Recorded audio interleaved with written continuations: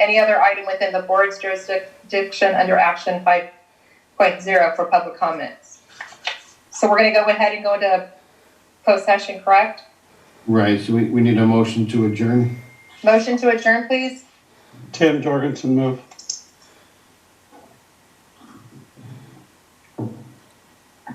Chad Wadsworth, seconds. Okay. Could I get a vote? Fallsgraf, aye. Fox, aye. Whoops, I always forget who's second, me or Chad? Sorry, it's my fault. Mike, you're next. Okay, Fox, aye. Chad, aye. Point Tim of order, Jorgensen, aye. point of order. Mr. Wadsworth is the secretary. Tim Jensen is the vice president. Kelly is the president. I am the end person, and Mr. Fox would be second. Thank you. Yes, Mr. Wadsworth made that correction. Thank you. Okay, let's try that again. Ken. Fallsgraf, aye. Mike Fox, aye. Chad Wadsworth, aye. Tim Jorgensen, aye.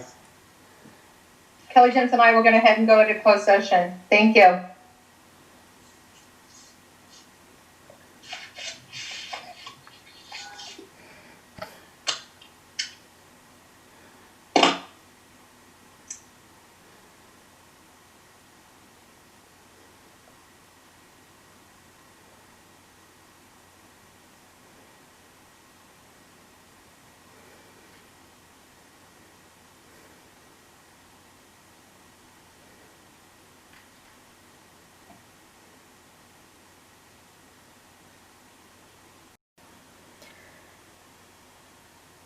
So the Acton Aadusd Unified School District Board of Trustees meeting is currently in closed session until 7:30, and we'll come back at that time and resume filming. Start. Great, thank you. We're going to go ahead and reconvene our regular board meeting. We're going to reconvene at 7:31 p.m. Could I get Tim Jorgensen to lead the flag salute? One moment. Yeah, so correct. Sorry, my apologies. Yeah.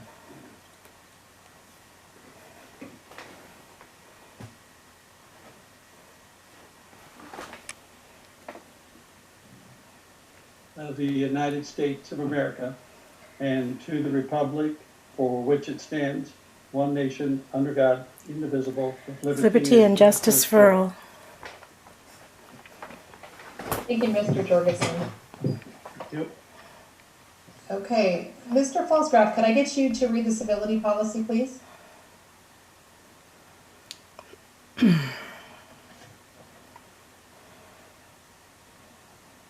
we have Ken? Yes, hang on. We're trying to get something going in the technology capital of the world, Acton, California. I know, it's been a rough evening. Do you want me to do it? No, of course not. When conducting the district's business,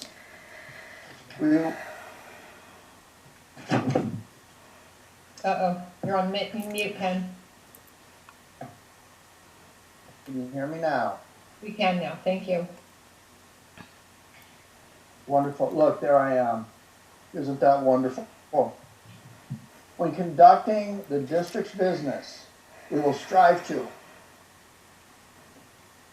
communicate clearly and concisely with respect for the time of others. We will listen objectively and carefully considering the opinions of others, understand the counterproductive effects of disruptive, demeaning, and intimidating behaviors, understand and respect district policies and procedures, and maintain a respect for the rich history of the district and the efforts of others who have served in the past. Thank you. Thank you, Mr. Fallsgraf. Okay, so we're going to go to public comments, recognitions, and reports.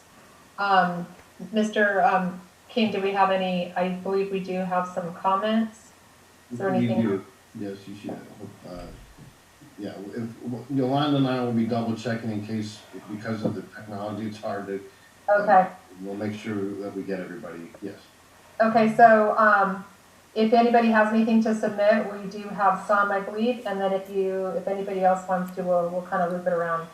Remember that we only have 3 minutes to speak on any one topic, and if we have more than one if we're speaking on one topic, we're gonna give 20 minutes. So I do have, some non-agenda items, and if, I could call on, I believe we have a student, do we not? Larry, can you help me with that? Sure, there's a student, Kyle Johnson, who's going to read it on behalf of Ben Lee. Thank you.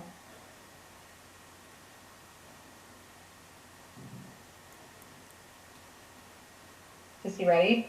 Yeah, Alex is probably looking for him to admit, and make sure he's unmuted. So Alejandro, if you can look for Kyle Johnson so we can unmute him. And if you don't see a Kyle Johnson, it could be under Carol Johnson.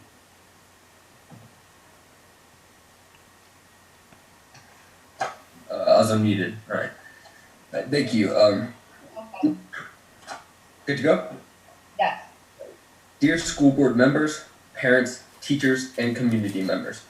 In January of 2020, before the start of this unprecedented time, the class of 2020 had been collaborating ideas on what to present Vasquez High School as a very special parting senior gift, as is custom.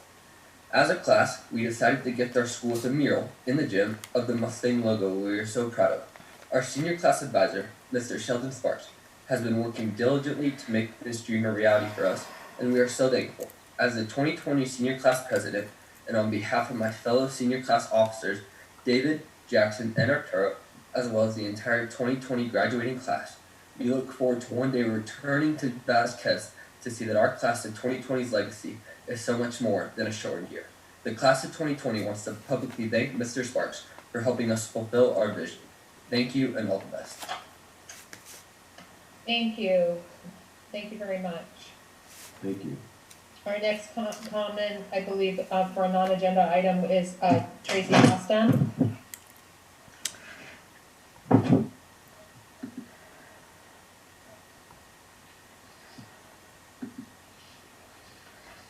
Can you hear me? We can, thank you. Thank you. I would like to thank the teachers, staff, and administrators for continuing to recognize student achievement during this time of quarantine. It is so important to continue to motivate students who haven't seen their friends and teachers in person in 10 months, whose sports have been suspended in addition to all school venues.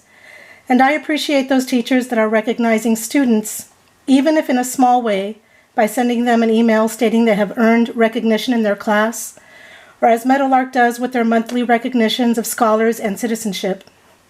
It doesn't matter what grade the student is in, or if they are in honors, AP, or general ed classes, they need these recognitions to keep inspiring them to do their best, especially during these times when they need this support the most, and also for the satisfaction it gives teachers to see their virtual teaching is effective.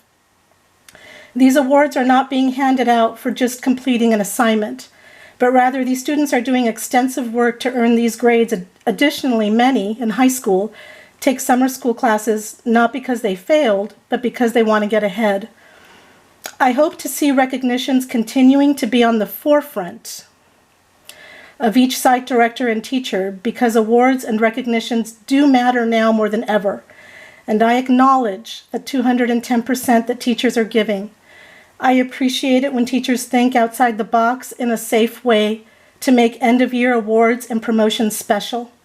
I believe it should inspire their colleagues and administrators to follow suit. Thank you for your time. Thank you, Mrs. Costin. And then our last, I believe, Angie Martin.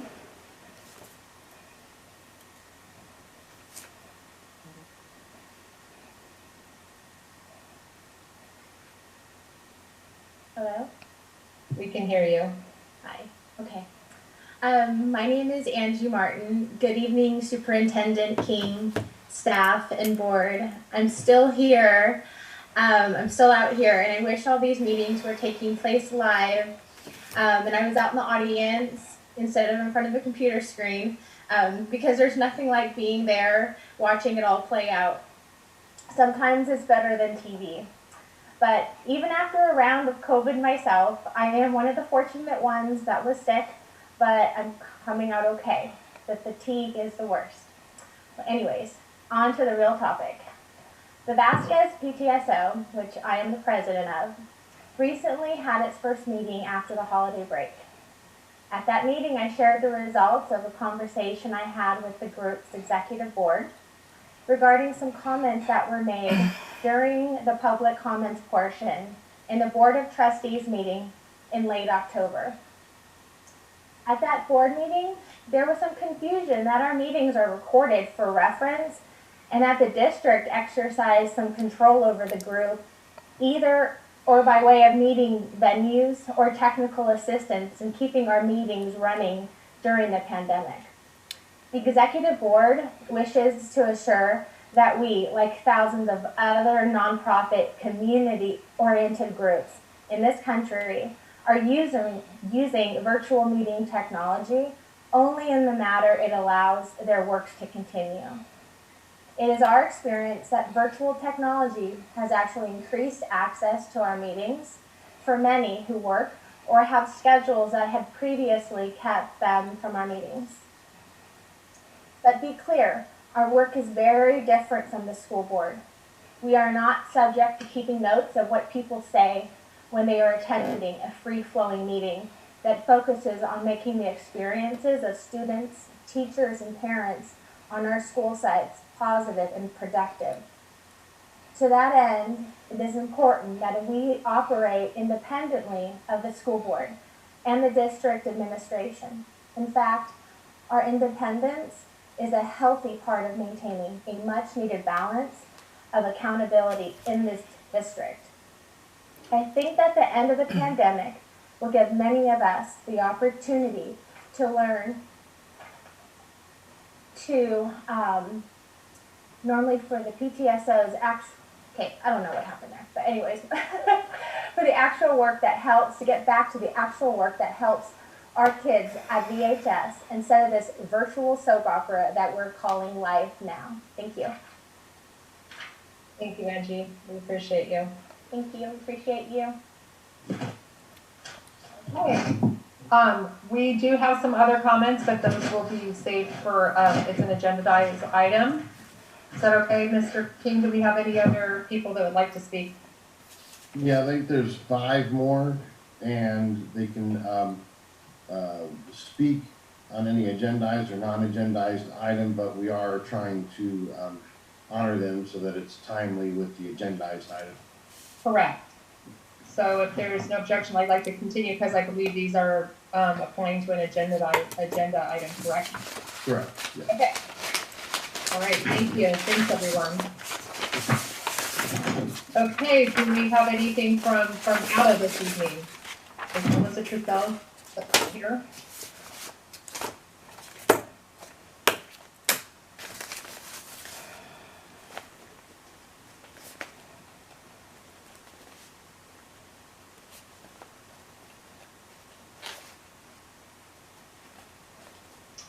Good evening, everybody. Hello?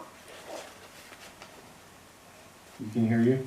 Can you hear me okay? All right, great. Thank you so much. Okay, good evening, everybody. Welcome back. This is Melissa Trussell,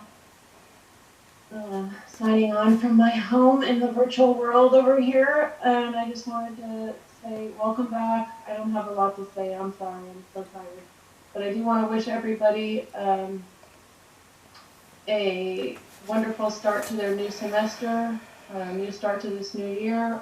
Hopefully things turn around for us. We're still working hard, trying to support our students. We're always looking for new ideas. We're out here experimenting too, kind of a little benefit there with the technology as we get to experiment with things we never even knew about while we're in the classroom that could benefit us when we come back. But I do want to wish everybody a happy start to their new year, and I wanted to say, Kyle, that was Beautiful. Thank you, Kyle Johnson, for reading that on behalf of the class of 2020. Well-spoken young man. Very proud of you, and I would like to say that is all. Have a great night. Thank you. Okay,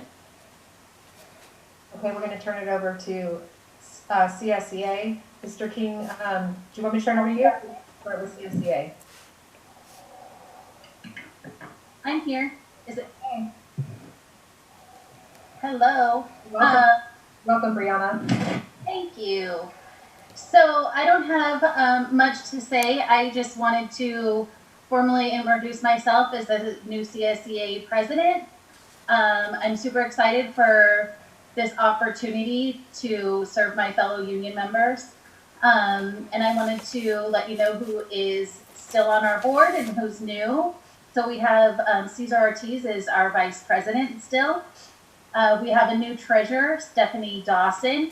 And Guido has stayed on our board. He's now the chief job steward. And I just wanted to say that I'm excited to continue our relationship with the district and with the school board, and excited to get stuff done.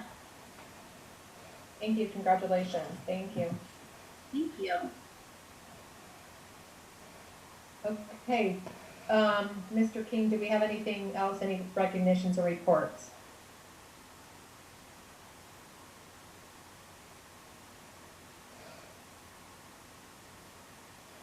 I cannot hear you, Mr. King. Madam President, did student representative have any comment? Yes, sir. I was gonna loop him in with the board member comments. Okay. Go ahead. Go ahead, Mr. Awesome. Fair. Thanks, Kat. Thank you. Forget you, I'm just going out of order, I'm sorry. Good evening all. Not much has happened on the part of school. The last fundraiser the senior class has had was before Christmas. Nothing else has happened class-wise for the high school. After that, the middle school and elementary school, nothing else has happened regarding anything after Christmas. And after sports have been put on hold, nothing is going on for the students. But I do want to thank the teachers. I want to thank the staff for doing everything they can. And I would like to thank Coach Sparks. He's a bright light for the seniors. So I would like to give special thanks to Coach Sparks. Thank you. Thank you. Mr. King, the gold standard report.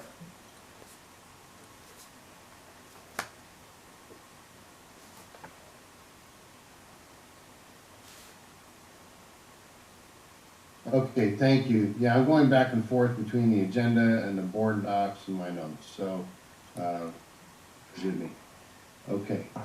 And I want to thank both Kemp Fairbanks for his comments, and appreciate you attending all of our board meetings this year in your time and your comments tonight. And I also want to thank Kyle Johnson and Ben Lee in the class of 2020 for the donation and the gift on behalf of that class. So thank you very much, and very well done. Appreciate your comments. Under facilities, there's a couple things, very brief report on facilities. Most of the sites we are performing tests to ensure that the fire panel passes. This is part of an annual test and inspection. So we are working on the sprinkler systems to make sure they're all able to pass as well, and the panels. So that's the majority of it. We did have water shut off at Acton campus on the 13th due to a broken main. That's been taken care of, and other than that, that's it for the facilities piece of my report. I'm very happy to report that I did several classroom visits since we've been back in the second semester here. And this isn't a classroom visit, but periodically I'm able to pop into Let's Taco About Tech Tuesday. And most of you maybe are familiar with Taco Tuesdays, a little play on words there. Let's Taco About Tech Tuesday. So Nicole Chun is the teacher on assignment that puts that together. She's done a great job with that. On the day that I went there, Tuesday, January 5th, there's 15 participants from a wide range of grade levels, actively engaged, and it's amazing. I think somebody said earlier, Melissa Trussell, the amount of technology I think we're all learning, but particularly our teachers. I'm just really proud of the fact that the risks they've taken out there and the things that I'm seeing in the classroom. Last week, I was in Miss Hamilton's room, and for those of you who've ever tried to organize 4 or 5 kindergarten students, let alone 20 or so, it can be a challenging task to keep them engaged, and then even more so when you're trying to do that virtually. So great lesson, Miss Hamilton. I appreciate what you're doing with our kindergartners. The lesson I observed, they were working on words that start with the letter S, and the students were actively engaged, and I appreciate that. I also observed Mr. Mosley and Miss Maddox doing a team teaching lesson in social studies on the War of 1812. That was quite enlightening. I learned quite a bit about Andrew Jackson and so on that I did not know, and things about battles and the slow-moving process of delivering messages back in those days and how that affected the front line. So very interesting. Coach Tarazi, great job on the health lesson that I observed this morning. I really appreciate what you're doing there with our students in the classroom. Such an important topic, talking about keeping our students healthy and educating them on a variety of current issues as well. Amanda Stillwell observed her working with her students on the Industrial Revolution, and through the use of a piece of software that many of our teachers are using called Nearpod, she was able to do a really nice introductory lesson on the Industrial Revolution in regard to child labor laws. So there were questions like, what do you think the minimum wage should be to allow teenagers to go to work?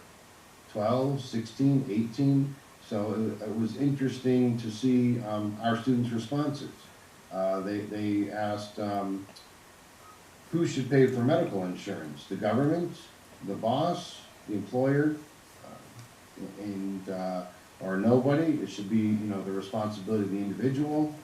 So, these are topics that are, of course, current, but they go back to the Industrial Revolution when there were no child labor laws, and and she talked about, even the abuse of children at that time in terms of like the coal mining industry, when children were used because of their size and stature, and then they got black lung disease and things like that. So very interesting discussion there. And lastly, I visited Captain Krolick, AKA Mr. Krolick, where he was in a discussion using Nearpod as well with his students regarding parallelograms and quadrilaterals and congruent angles and so on. So great teaching and learning going on throughout the various grade levels, at least in these classrooms that I was able to observe. So I appreciate that very much. I miss seeing it in person, of course, but at this time that is the next best thing. I did want to give you a COVID update, kind of where we are at this time. I will give a more detailed update in a state of the district. I'll probably do another fireside chat. I'm hoping to get that out Monday evening. But in the meantime, I just, probably won't share anything if you've been watching the news that's particularly shocking. I'm sure you know that LA County, the hospital beds are highly impacted. They're at about 8,000. If you remember the 2 criteria that we talked about before, the test case rate, the testing positivity case rate, and both of those rates are extremely high right now. Again, I'm sure that people are not surprised. At one point, we were down to 4% and below 4% in early November. Currently, that test positivity case rate is at about 22%. So it's about 1 in every 5 that's getting tested that is testing for a positive result. So that's much higher, and the county Department of Public Health will want to see those numbers drop before they allow us to return students to school for in-person instruction. We are at this time allowing our special education students who are in need of assessments that need to be done in person to come on into the schools for one-on-one assessments with the use of physical protective equipment and spacing and so on, distancing.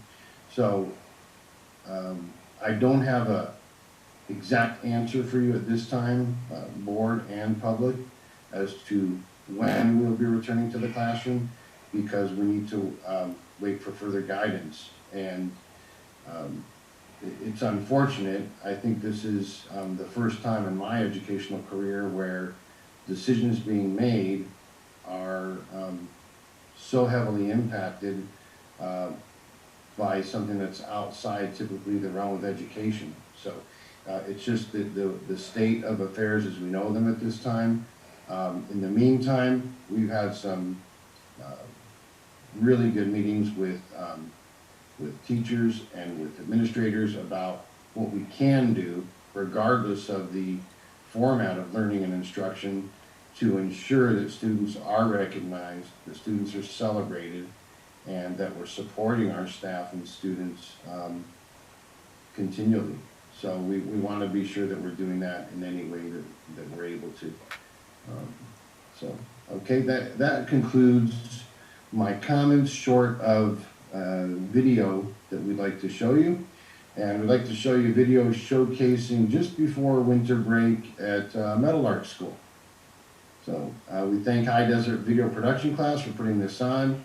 And Alex, if you can bring that up and share that, would be great.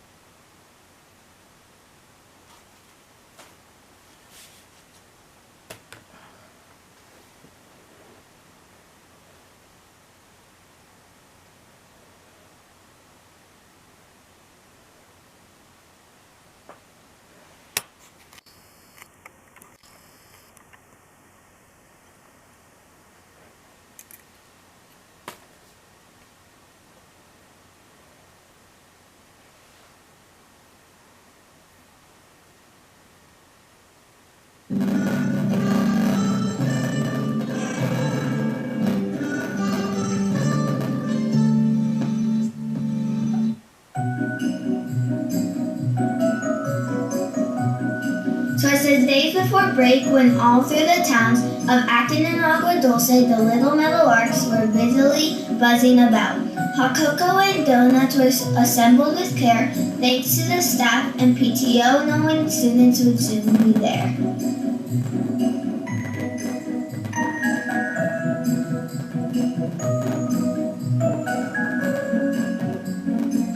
The children were nestled all snug in their cars while driving to see their sweet teachers and staff, and all of the little ones and parents smiled with jubilation as they turned off their Chromebooks for a long winter vacation.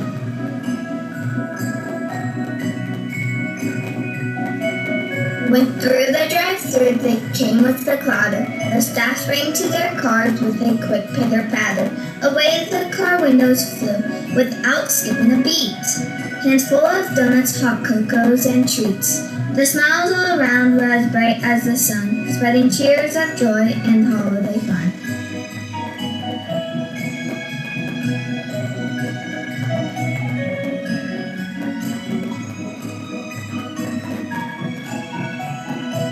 When looked to my wondering eyes did appear, Super Scholar Awards and recognition. tradition so dear, with a few words of praise so lovely and sweet. The kids also felt pride in their hearts just as me.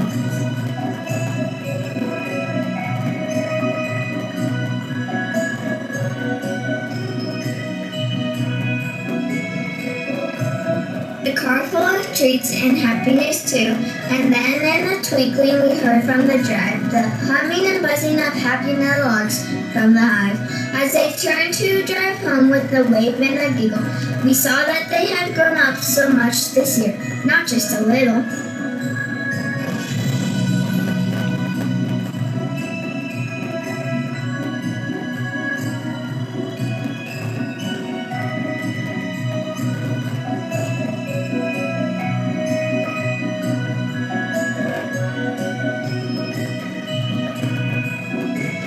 The bundle of fun continued as kids joined the school through Zoom. Asma filled the air with sounds of the season and tambourines that boom. All the classics were singing and students learned to play musical instruments like the flutophones and recorders all day. Creative teachers planned lessons to connect their two rooms.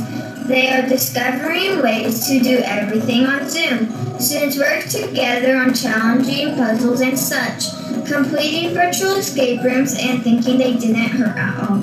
Well, not very much. Hi, we're the fourth grade teachers at Middlelark. I'm Miss Scheide. I'm Miss O'Brien. We decided to combine our classes on Zoom. And so we had like 46 kids all together on Zoom, which was really fun. And we decided to do an activity together because the kids don't get to see each other at school, obviously, or outside of school. So we went ahead and did that. Well, we started with what we do each day where we have the students go ahead and do an SEL slide of some sort. And so we did a Fun Fact Friday.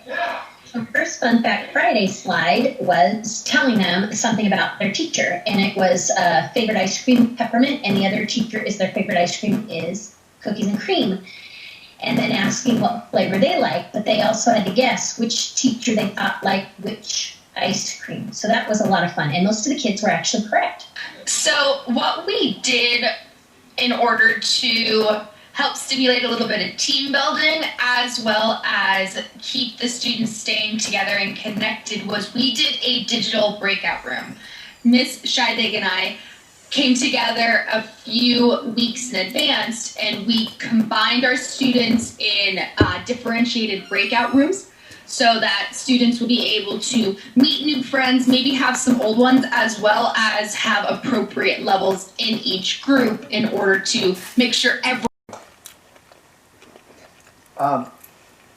Listen, I got a couple of things to say tonight. I've been fortunate to be able to attend a couple of meetings I very much miss, especially the sports program, where I could go see a lot of different kids playing a lot of different things.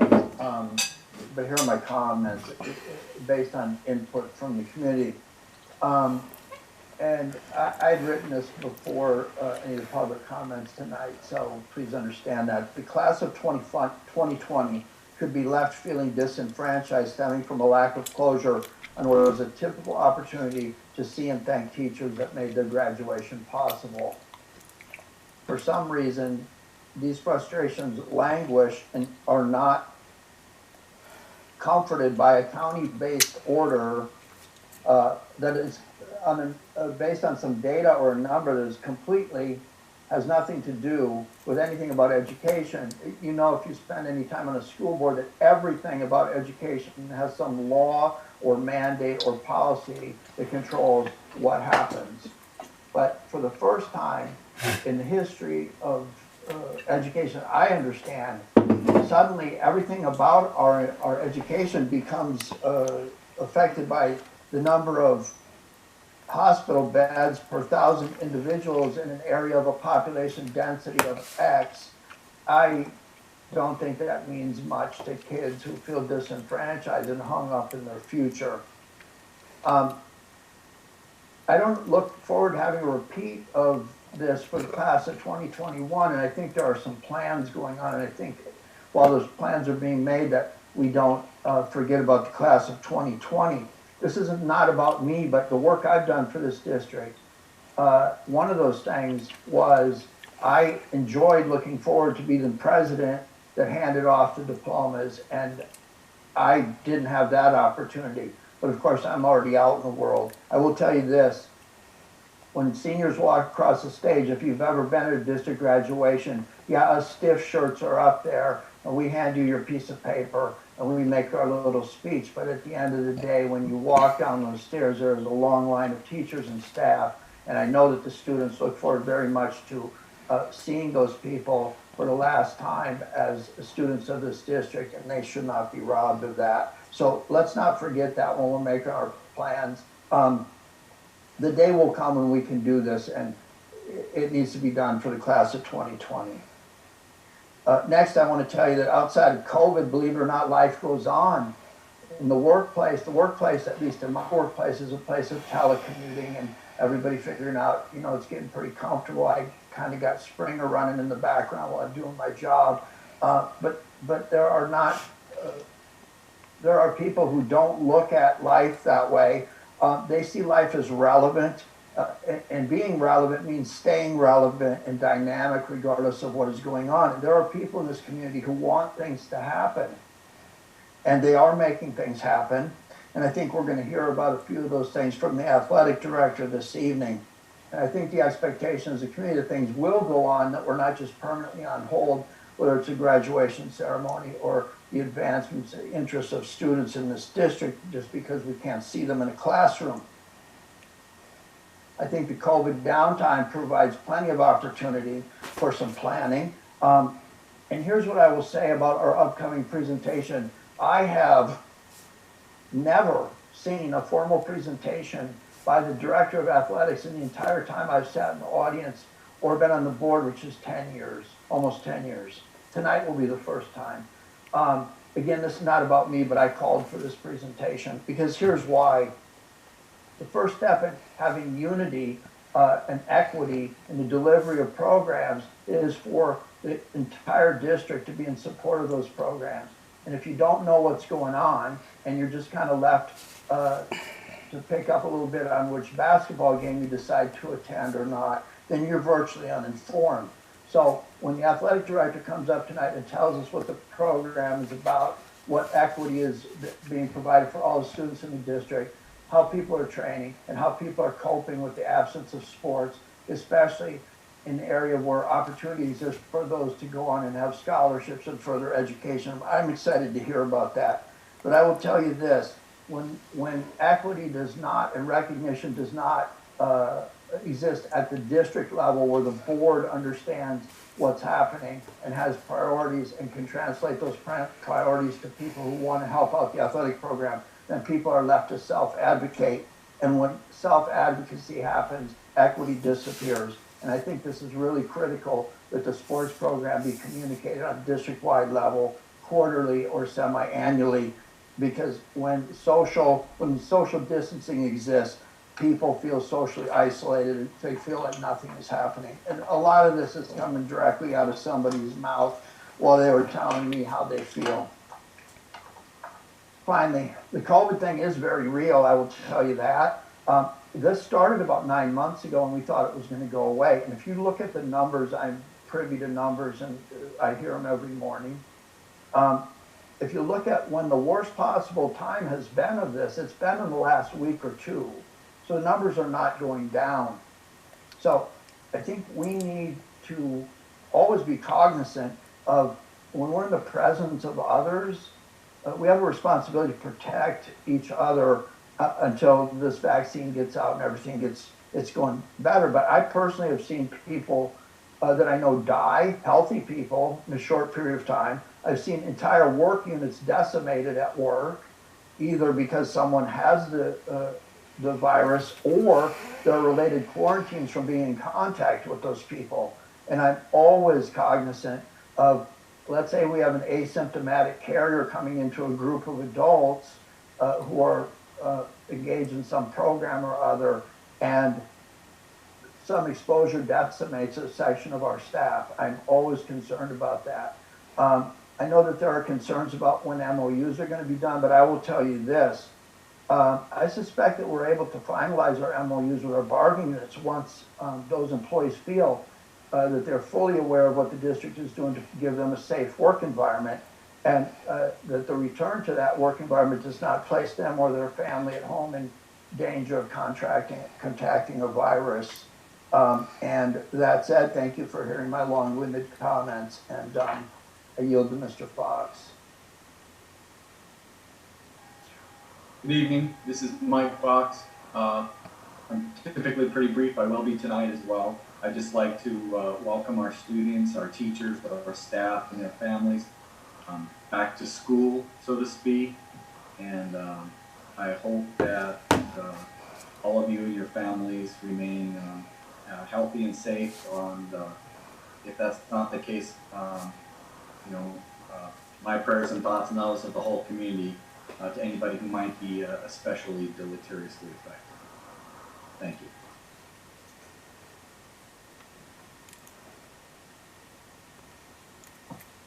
Good evening, Chad Wadsworth here. I'll leave it brief also. I think Ken touched on quite a bit of good points regarding the COVID stuff. I don't think that we're going to be out of this mess anytime soon.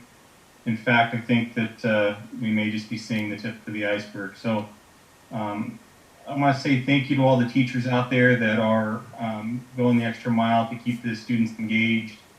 I know it's difficult to do things over Zoom.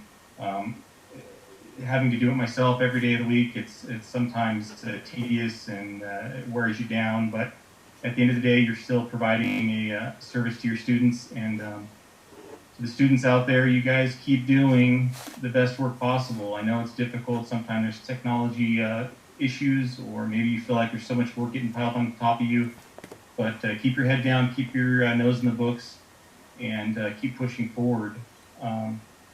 I too hope that we can figure out something for the class of 2020 and 2021 to celebrate their achievements come graduation time. I would hate to see the same thing happen again that happened last year. I look forward to seeing what Coach Sparks has to show us tonight. It's, from what I hear, it's nice to see that the community is kind of rallying around him. It's nice to see that some private monies are being donated from the Spears family at Agua Dulce Airport. And it's great to see that people are committed to our schools inside this district. And I think we should keep that going on. I want to say congratulations to Brianna Toxani on her position, and a little shout out to Aiden Biddick. I know you're on here. The community signs that were put up today look great, and it was a fine Eagle project of a young man. So with that said, that's all I have for right now. Thank you. Good evening, everybody. Thank you. I want to welcome back our students and staff. I know it's going to be another challenging semester, but this COVID thing is something that's going to be a learning experience for everybody, and we'll all come out well in the end as long as we work to mitigate it so we can get back in the classroom and get back to normal and get off of Zoom. Thank you, teachers, for your continuing creativity, and thanks, kids, for working with it, and a special thank you to the stress related to the parents who are having to deal with all of the technology issues and having kids in the house that you can't send them to school for a period of the day. The COVID numbers that Ken referred to are, we're that small rural community that it's finally getting around to affecting us on a more significant way. And I'm reminded of my time working for my dad's ambulance company in Santa Clarita during bad flu seasons and big riots and fights out at the Six Flags Magic Mountain, that we would be en route to a hospital and they'd say, oh, sorry, you got to go to Holy Cross, or you got to go to Northridge, or you got to go over the hill because we're full. So the impact that the patient load at the hospitals, our patient and our first care responders are working so hard that this is something that we as our own community and our students, our staff can learn and contribute to the success until the vaccine has an opportunity to work and everybody can obtain that vaccination. I know it's challenging and difficult, but we've got to do our part. Want to thank Ben Lee, one of our good soccer players and former president, the last president of our class of 2020, and their class recognition and wanting to contribute something back to their school as an alumni now. It'll be exciting to see that. I'm hoping maybe Coach Sparks can detail some more information about that in his presentation. Well, sorry to hear that, Angie, that you were one of the unfortunate recipients of the COVID. I hope that you're feeling well and doing better. We need you. You do an exceptional job working with the PTSO. We want you to get back as quickly as possible. And I'll end with congratulations to the CSCA and the election of officers and board members. Look forward to your continued hard work and sacrifice by your staff and by your members. That's it for this evening. Thanks. Thank you. First, I would just like to thank Melissa Trussell and congratulations to Brianna Taxani. If you could please tell our staff that we appreciate all of their hard work so much, and we hope that you guys are staying safe and healthy. And I know you're looking forward to another 3 days off, even though we just got back. We have to ease ourselves into this virtual teaching, and not being together really takes its toll just emotionally and everything that you have to do. Angie, we're happy that you're feeling better. Thank goodness. And please tell our PTSO, we do appreciate, and we know that we cannot be a strong district without our parent support and all that you guys do, and the great, wonderful programs you give our students. So thank you to our PTSO. So thanks so much if you can relate that to them. And Mr. Lee, thank you so much. Sean Lee, our student, we have not forgotten about our class 2020.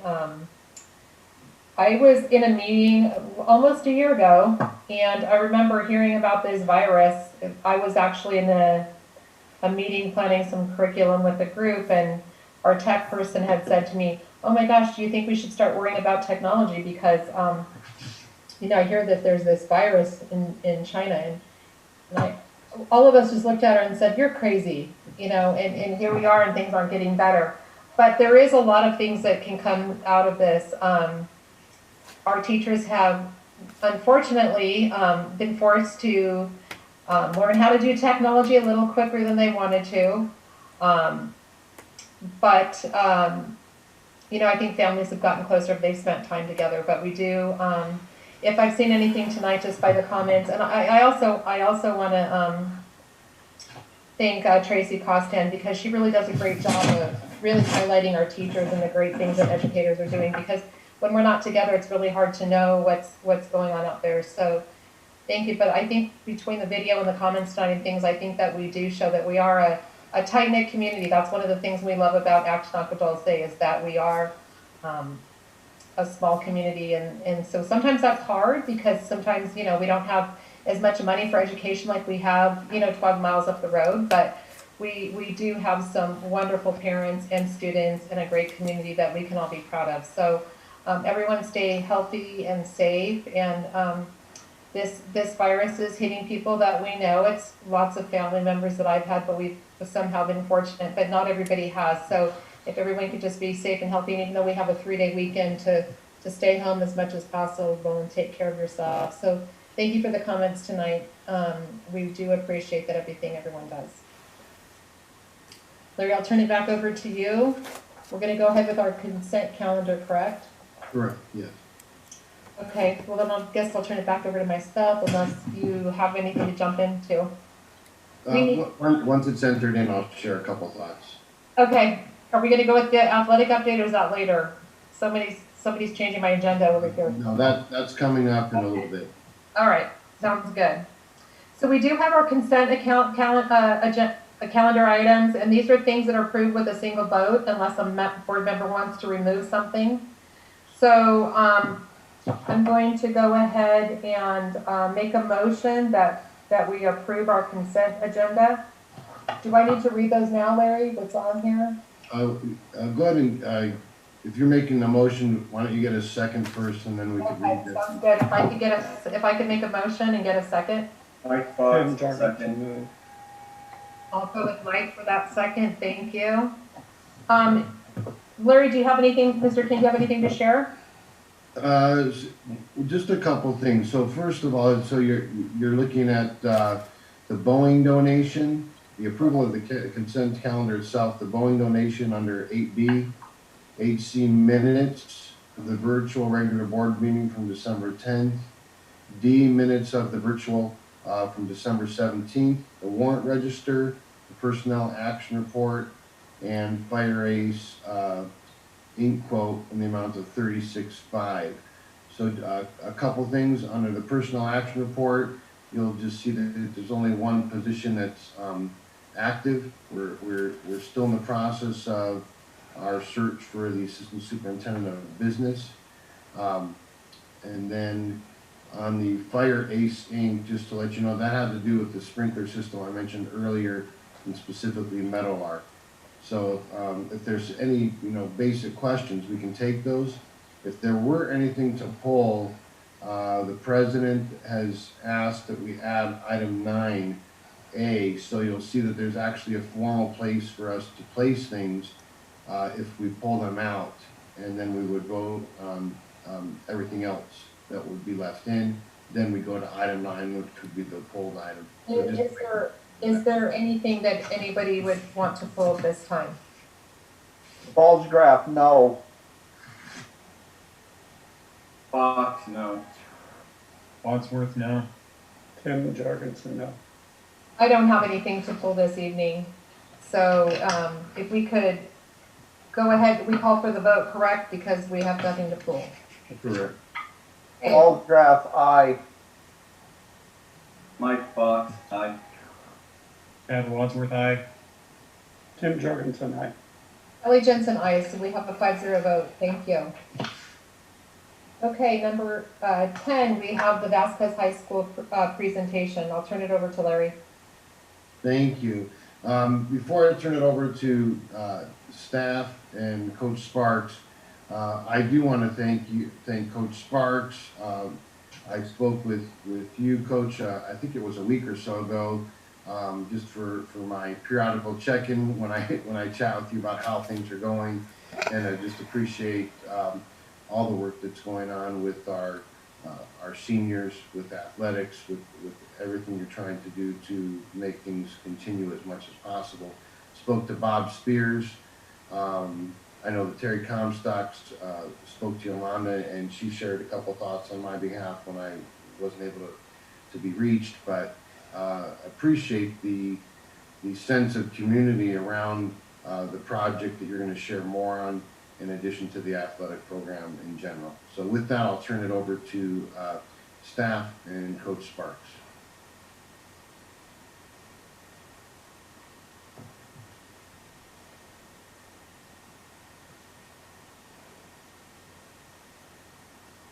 You guys hear me okay? Yes. Okay.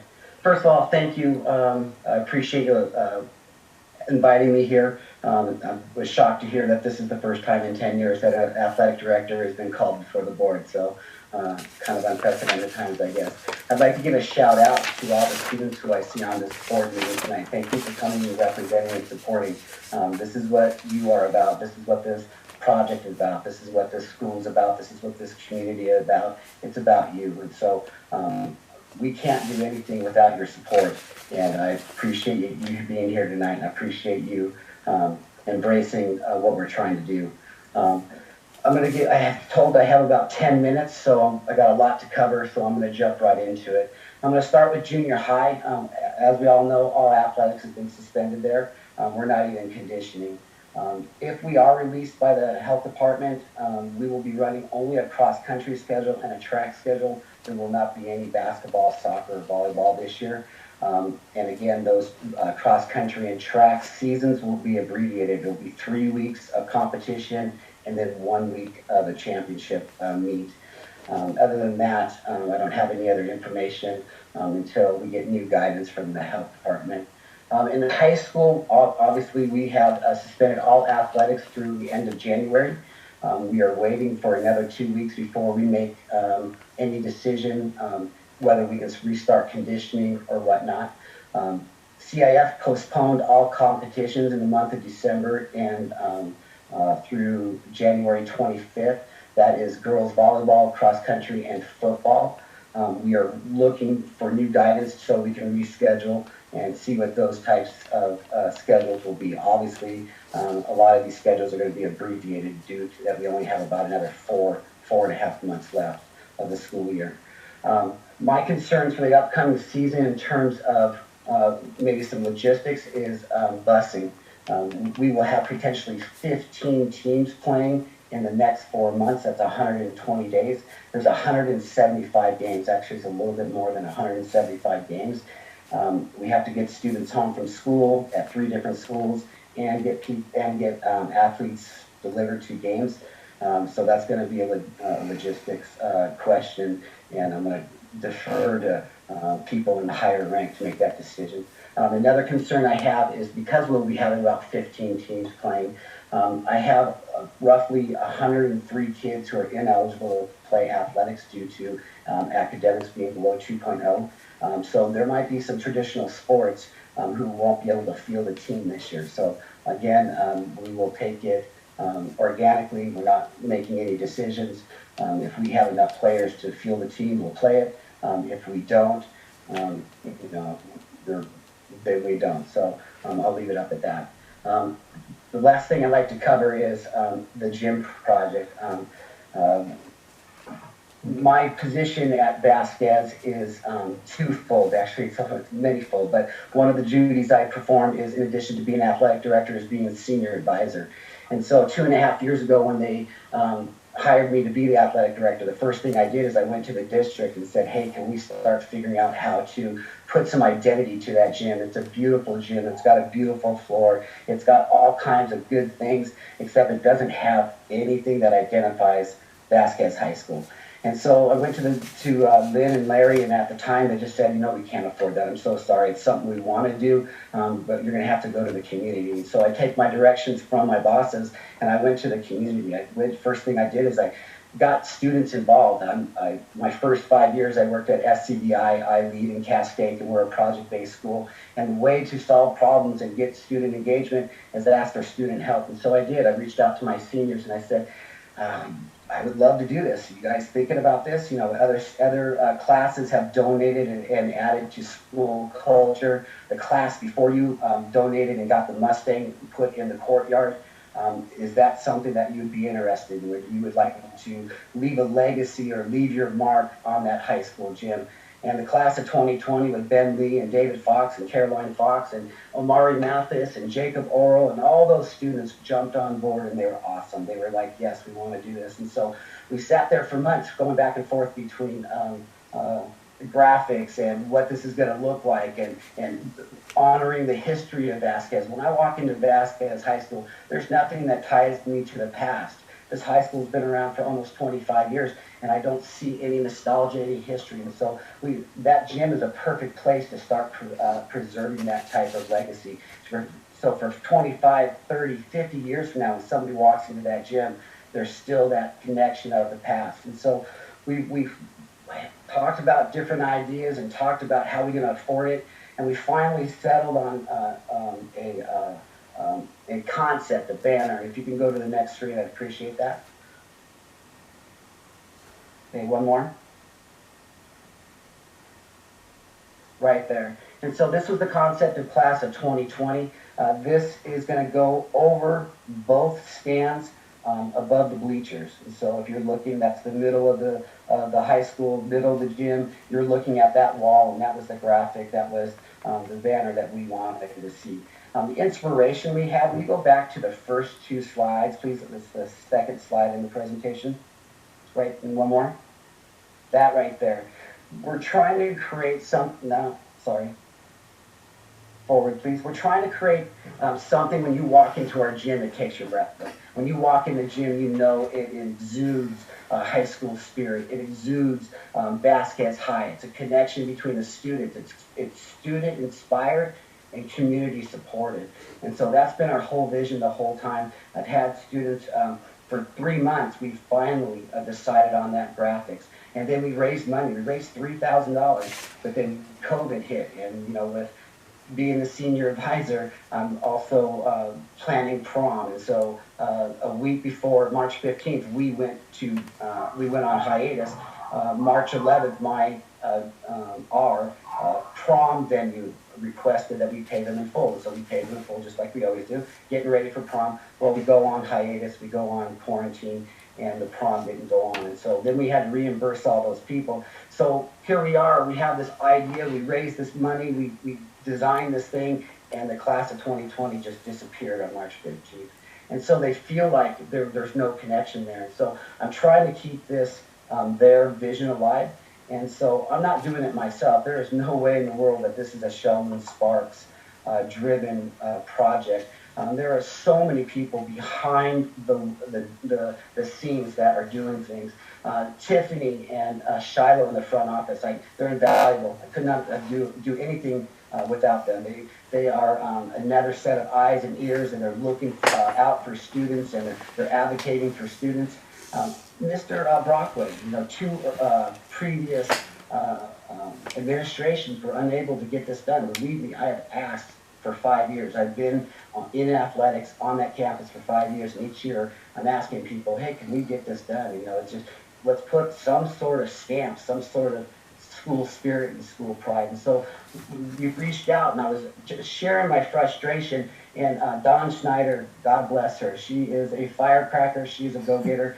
She can be a burr in my saddle, but she is for kids. And I always say, don't tell me you're for kids, show me. And she's one of those people who get it done. So I'm giving her a shout out. Thank you, Dawn. I appreciate your help. I appreciate your hard work.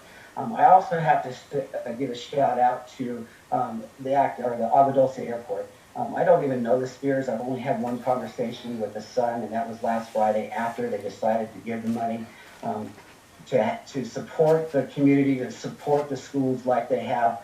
Again, don't tell me you support kids, show me. And each year, year after year, they have proven themselves faithful. So to the Spears family, thank you. Vasquez High School is indebted to you. The district's indebted to you. Appreciate your support.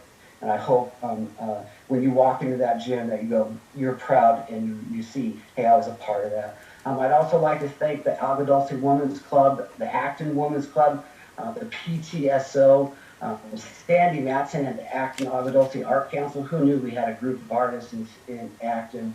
All those organizations have been instrumental in helping get us funding, help us get talent, point us in the right direction. Family members, the Johnsons, the Schneiders, the Villasenors, the Maine family, businesses like the Maine Insurance and Eric's Tree Service and Brush Clearance and Hillary Blaha Real Estate. This is a synergy. This is a group effort. This is not Sheldon Sparks driven. I'm so sorry that MTV presented that in their message, what we're doing. I am just, because of my position of being senior advisor, because of my position as athletic director, because I asked kids to get involved, that's why I'm sitting here kind of being the spokesperson for this. So I'm really excited about this. It's a project in work. There's a few stages. There's going to be 3 stages. Right now we have about $10,000 that we have raised over the last 3 months. The community has overwhelmed. I can't even tell you how blown away I am, and so thankful to be a part of this community. So again, I just wanted to say that we have not 100% decided on anything. We have a vision of what we're doing. If you want to scroll through, this is the inspiration. You want to walk in, and you're going to see purple, black, and gold, and Vegas gold all over it. Go to the next one. This backup one. Back up 2 more now. The students love this eye. They want to put it right here on the left-hand side of the gym. It's a horse's eye, and it's looking down, and it's a powerful, ominous, present thought. So that's one of the things that the students are very excited about. I'm excited about as well because they're excited about it. Next slide, please. And then what we want to do, next slide again, and then what we also want to do is we also want to hang all the banners that we have. We have championship banners that were created about 5 years ago, from my understanding. They're inside the library. They just need to be hung. We also want to put door wraps coming into the gym and exiting the gym, and those are just nothing but students and highlighting teams and highlighting history and highlighting celebrations of Vasquez High School. And then further down the line, we want to do something like above the student section, we want a collage of different types of students from different generations. If you know where the students sit, we want a graphic that has 200-300 students in black and white that are sitting behind them. And again, those students may not be on campus, but they're still here in presence. And then we also wanted to do maybe a wall of fame and also a wall of service. All that obviously is, that's the cherry on top, but there is a vision for this. Our goal for this is to be a centerpiece of Vasquez congregation, the Vasquez school spirit, and where we assemble. So when kids walk in, they go, this is a cool place. And so that's what I have tonight. My understanding, there might be some questions, so I'll stay online. Thank you so much, Mr. Sparks. We're going to go ahead and start with Mr. Fosbrock if anyone has any comments or questions. Thank you, Mr. Sparks. I have a couple of comments, some to you, some to the community, and one for the board. I appreciate your energy. I appreciate your ability to filter through political nuances and still have your energy at the end of the day. That's refreshing for me. I come from a work environment in which positions are empowered and not strung out to be left between an administration or a executive unit in the community. That makes it very uncomfortable.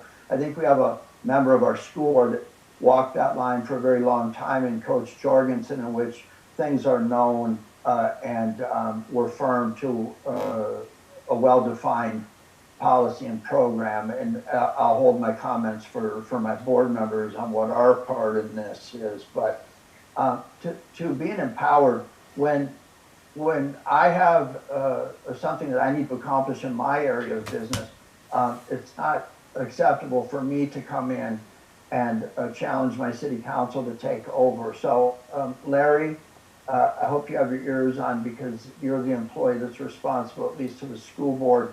There was something talking about travel and a need for travel.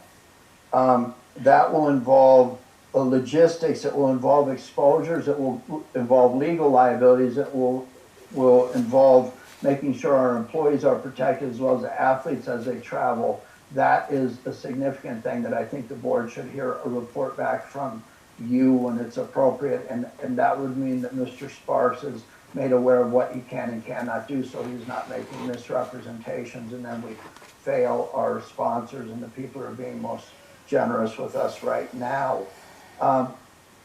Also, Mr. Sparks mentioned ineligibility. I think the learning continuity plan that was presented to LACO, I think if I'm LACO, I'm going to be looking at how many of your athletes that were typical in a frequency distribution in comparison to the last couple of years. What was your athletic ineligibility rate? And it's going through the roof, because I don't hear numbers like this before. And again, Mr. Sparks, I want you to understand that, because I'm bringing these things up. I joke around, but I'm a propeller head. I look at numbers and how things are working. And I congratulate you on bringing something forward, but at the superintendent's level, we need to figure out what efforts are being made to mitigate. I don't learn well on a computer. I still go to school. I do not learn well on a computer. No one can teach me math. And so there are some challenges.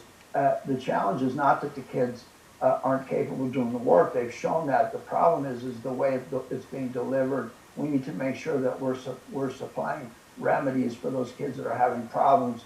Mr. Sparks, I believe you understand most what motivates some of these kids, and we have somebody as a curriculum director on our board, so I think somewhere in between it, we can at least report back to this board fairly quickly on what remedies that I can put my finger on and saying, at least we're trying, and then we can get all the kids on the bus, and then we can go out and see the kinds of games I used to go to. Finally, I do not want to hear for the past 10 years that the Denver Broncos are suing us, or Boise State is suing us, or whatever is suing us. I like that you put a lot of different logos up there. I know that graphic designers put a lot of work and put a lot of pride into what they do. But what I do need this time is I need to have the process documented in a report. Let me make sure I'm still on. In a report, executive report from the superintendent that memorializes this, so 5 years from now, when the next person wants to come along and change the logo to whatever Green Bay Packer thing they're into today, we can say this was a student-driven democratic process, whatever that involves. You cannot force people to be involved, and I don't think we need to have 17 different versions of a vote, but I do need it memorialized as to how the logo is picked. And finally, for the board, I'm so tired of discussing this over and over again. In my world, branding is critical. I've worked for Steve Wynn, I've worked for Disney, and I work for the city of Beverly Hills. We know what branding is, and we know the importance of taking your main pieces, your foundational monument pieces, and having them branded correctly, and that would be that centerpiece in the gym floor and the monument on front of the school. I don't expect to have a mishmash of all those kinds of things. The last time we talked about this, it was determined that at the board level, because this is a board level decision, when you start talking about the facility that is owned by the district, you are talking about the board. So we had decided back then that the next time that the floor was sanded, which would be the very first time, that we're not going to sand the floor and take a 1/4 inch off and shorten the life of the floor just to change it to Denver Broncos again. At the end of the day, I'll expect, along with the travel, the mitigations on the learning program, and what document is going to be issued on how this process to choose this logo is picked, what it will cost to sand that floor and establish the logo that's picked through democratic process on that floor and on the front of the school. Those are my expectations, Mr. Sparks. You can tell I support you and what your ideas are, and I don't want to see them blowing away in the wind like a dandelion flower. Thanks, that's it from me.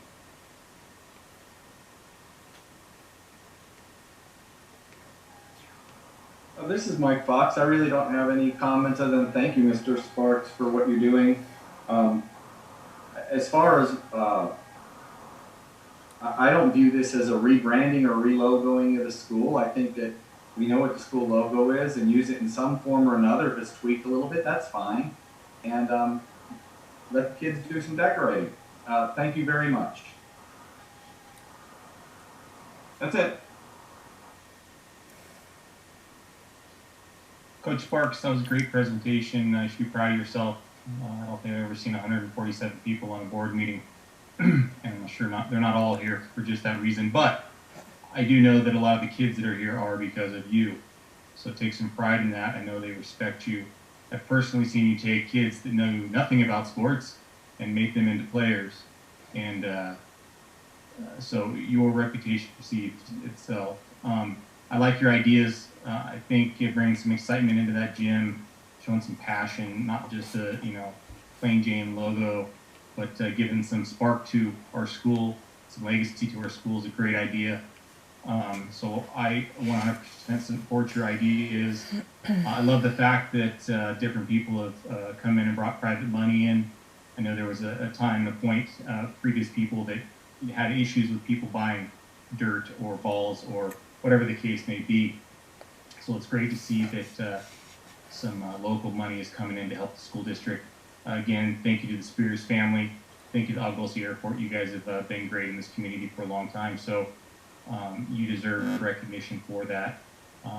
Outside of that, I look forward to see what you guys come up with. And again, pat yourself on the back, Mr. Sparks, because you do excite the seniors and most of the kids in that school. You have great support, and just know that that's because of the good work you're doing. Thank you. Mr. Jorgensen. Coach Sparks, thank you for your hard work. As being in that position for a number of years, I know what you're going through. You have the unique thing about being in such a difficult time as we have now with COVID and everything, disrupted schedules, transportation, the whole bit. So I get that you're working hard, and I appreciate it. I have some comments regarding our community has always been a fabulous support for our high school. The baseball field was built by community volunteers, irrigation, landscaping, the whole bit. We put the football lights up with donations in the community. So the community's always been around, and volunteerism, parent support, student athlete support for athletics has always been just been a great thing for Vasquez. It wasn't until like maybe 4 or 5 years ago that there began to be some waning because of some decisions being made that were kind of tweaking things. We were moving from an old campus to a new campus. And so we're leaving behind stuff. We're going to create all new stuff down at the new campus. And that was like a lot of decisions that were objected to and questioned. Why are we doing that? We have a good tradition. You have a fine tradition in the Mustang athletics. And the oldest rendition of the logo that everyone's talking about is on the signs behind the press box all along the freeway. It has the original similar one to the Denver Broncos, which was the original logo, and the main said Stangs. In 2003, the ASB, with the coordination of then Principal Pinkston, upgraded the word Stangs and put a gold main on it. We still retained that, but the head version of the logo of the Broncos.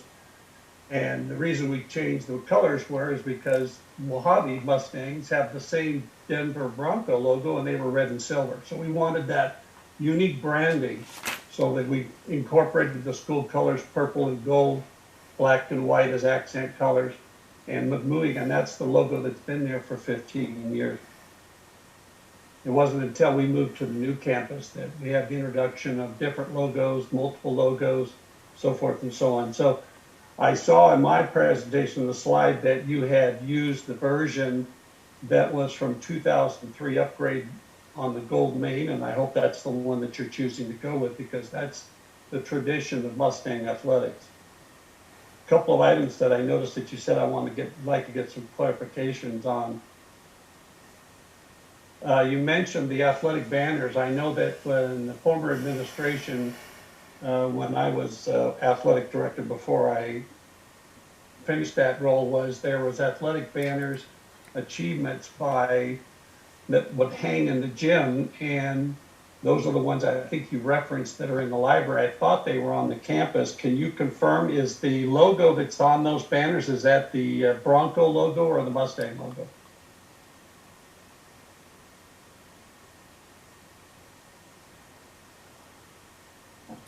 Thank you for unmuting me. I do believe it's the new athletic, the one that is on the floor.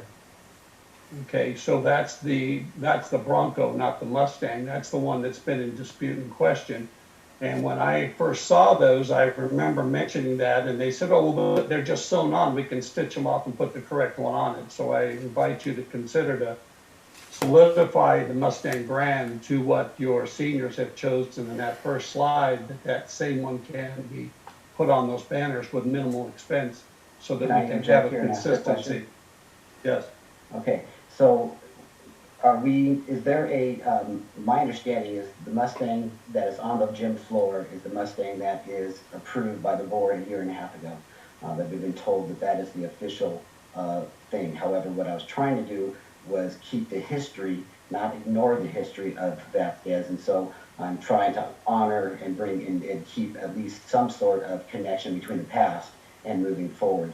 So I don't care which Mustang we use. I really don't. I just want to make sure we're all on the same page. So this project is supposed to be a project of unity, a project of pride, and so we all have to be on the same page on that. So if you want to give input, I'm open. I am not sold on any idea. All my job is to facilitate.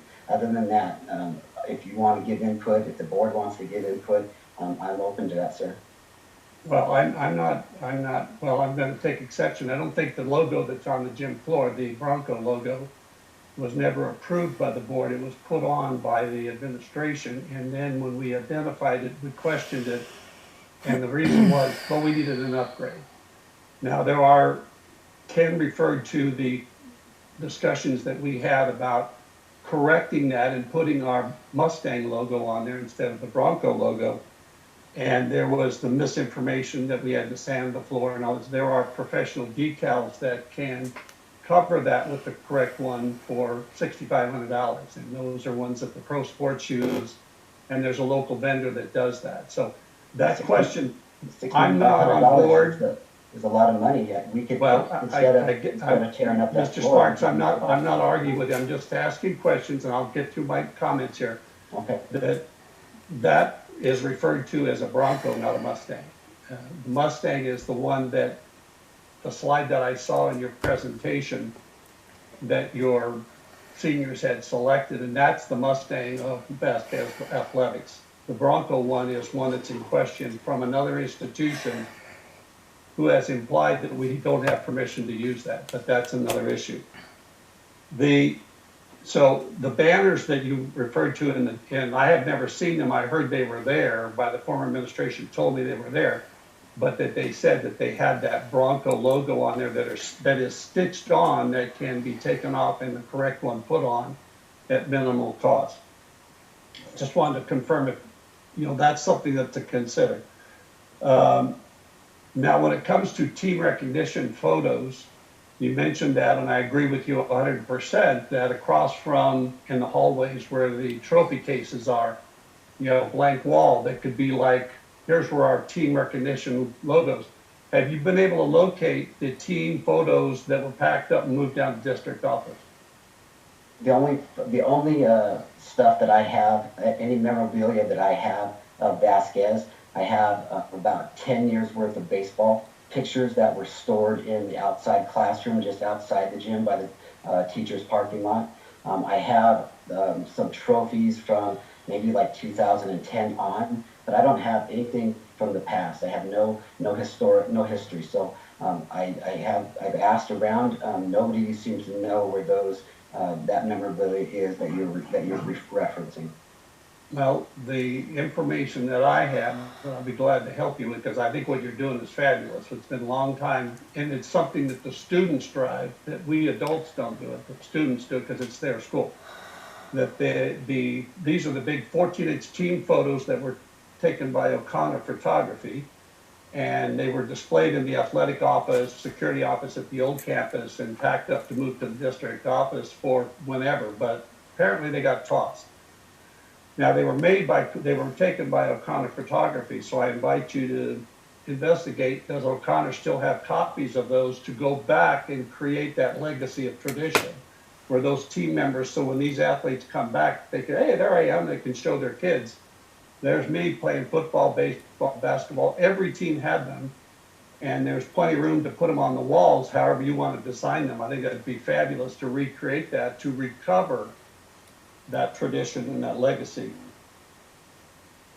There's other operational things that I'm not going to ask you about that I'll ask at a later time, but I want to compliment you. I said, I know the position of being an athletic director is extremely challenging, particularly now during COVID, where all the thing is shut down.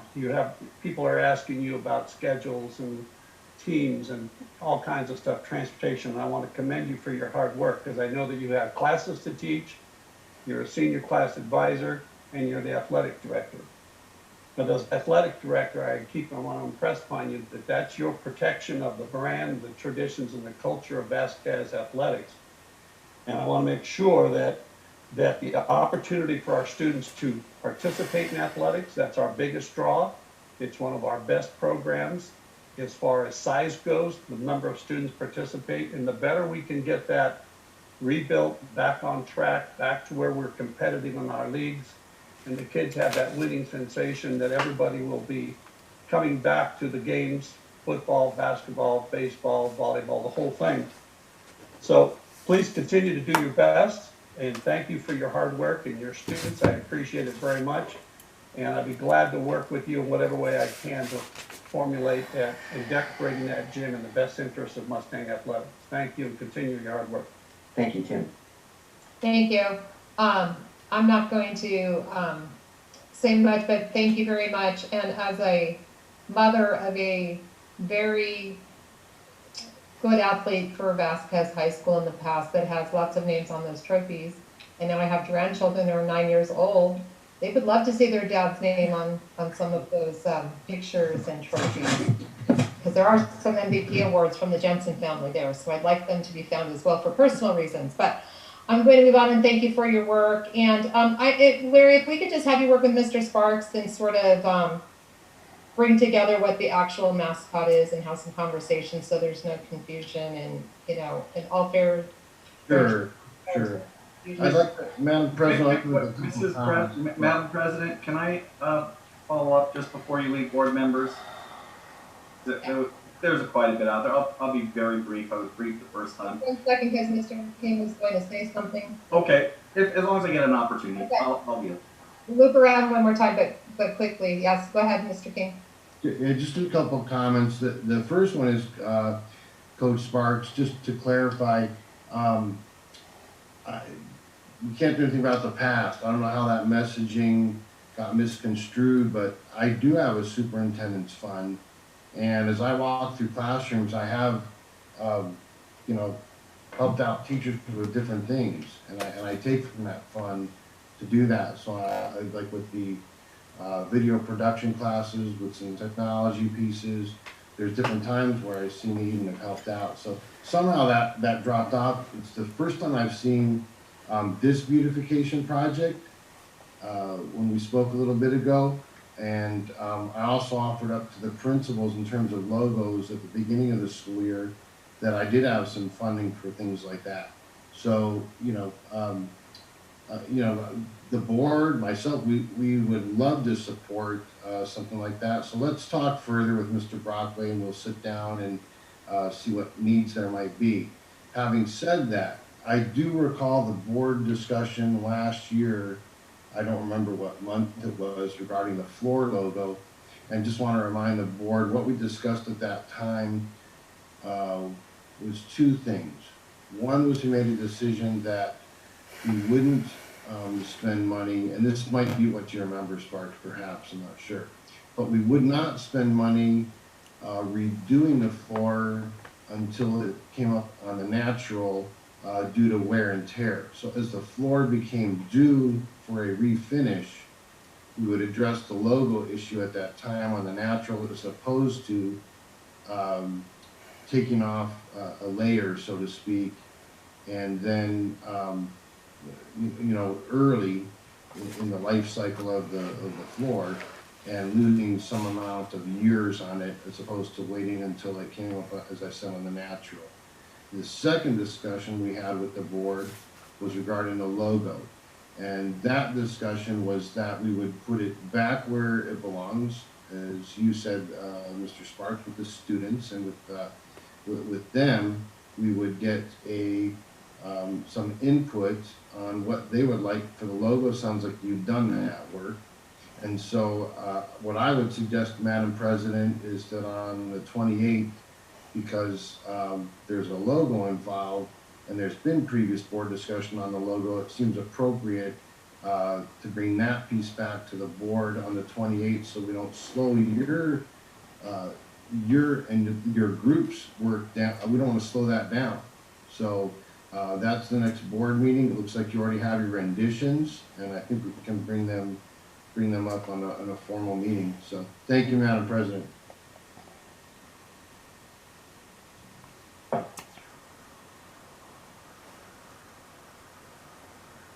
Madam President, you're muted. We'll loop around one more time for Ken. And we'll start with Ken and then we'll just really quickly. Okay, I think this is a prime example. We need some policy made here. Again, I asked for a report on the logistics of the transportation. I asked for mitigation measures being taken to make kids eligible. And I asked for a document that memorializes the process by the logo. I'm not interested in incessant the conversation about this. As 20% of the board, that is my direction to the superintendent. When it comes to us for a decision, I want to support people. I don't want to sit up here and pick, like I said, if I think the Green Bay Packers are cool. I won a trophy in my senior year for having the most speech points because I qualified to go state championship for debating and got snowed out, so I don't know what it would have been like to win. But at the end of the day, if I go back to my high school and find that somebody was so presumptuous in any administration to throw trophies away that capture the academic or sports accomplishments of someone, maybe that's why an administration changed. I do respect Mr. Jorgensen's memory of what was happening just because he possibly was there for nearly 20 years or more. So I'm not interested in debating. I'm interested in hearing a recommendation from the superintendent's office that tells us that the facility will be updated by this, and this is the process by which we got there, so I can be informed and finally put this to bed and get back on the business of educating kids in this district and making them eligible to play on the sports teams academically. That's it from me, Mr. Fox. Yeah, there's there's elements of what Mr. Falstraff just said that I agree with quite a bit. So I guess again, it shouldn't be that hard. Thank you, Mr. Sparks. This can be done. My only admonition to the superintendent is, we just cut $724,000 from our budget 1 or 2 meetings ago. Those are going to be people. We have more of those cuts coming up. I would suggest that whatever plan you come up with, it doesn't involve, even if it's only $6,500, needless spending of money. So I think there's a way to finesse it. It doesn't have to be exactly what's on the floor or what's already on the outside of the school. It can be close. The kids can do that with Mr. Sparks and with the superintendent. For me, it's about the finances of it. We have money that can be spent better places than on reload going across the board. That's all I'll say about that. But go for it. This is a good idea. Thank you, that's all. Mr. Wadsworth, do you have anything else to add? On that note, I would say that if it's private money that's coming in to help facilitate these projects, then I'm all for it. I mean, if it can be used, it's private money, it's families donating, then, if it costs $10,000 and it's $10,000 of private money, by all means, let's get some people to rally around the school, let's do some cool projects, and if it's within the legal realm of the California education system and what the school board will allow, then, let's rock and roll with it. Last thing I'll say that I didn't touch on, Coach Sparks, is that I know that with the COVID teaching, we have a lot of kids that are struggling, which may put them in the less than desirable GPA bracket in order to play sports when and if that does come back this year. I don't know if there's any way that we can look at those scenarios and maybe have compromise in certain situations when that time comes. That's all I got to say about that. Thank you again, Coach Sparks. You're awesome. Mr. Jorgensen, anything else? No, just Sheldon, keep working hard and doing your thing, and just looking forward to a good Mustang. Thank you, sir. Thank you. Nothing else. Thank you again for all of your support, and then you and Mr. King can have some direction as far as what you're going to bring back to us, and I think people have said what they need to say. So thank you so much, and keep it going.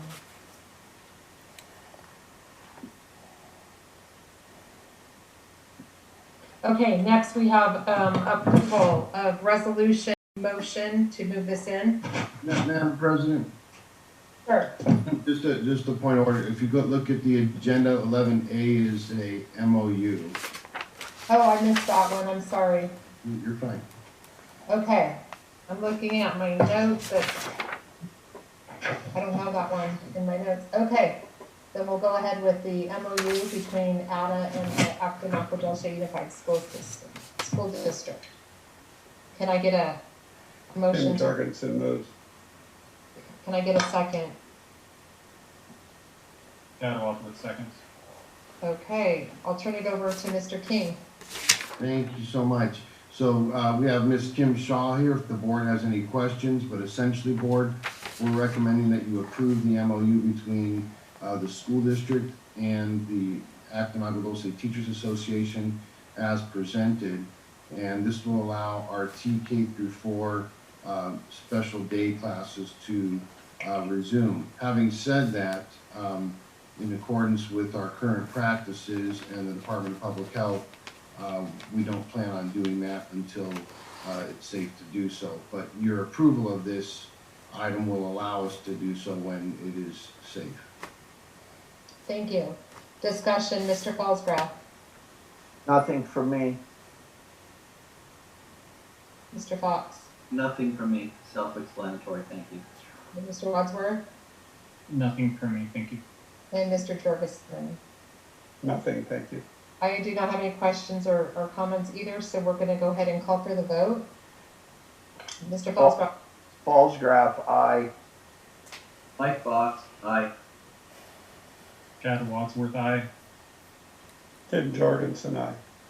And Kelly Jensen, aye. That's a 5-0 vote. So thank you. Next, now we have the approval of the resolution number 2020-21.0, 0.8 for the Empower Generations Charter School. Can I get a motion to move this in? Mike Fox, so moved. Tim Second. Jorgensen, second.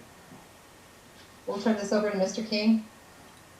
Thank you so much. So, board, we do have staff here. Ms. Csca President is here if you have questions. It is staff's recommendation for the approval of resolution number 2020-21.08 for Empower Generations Charter School.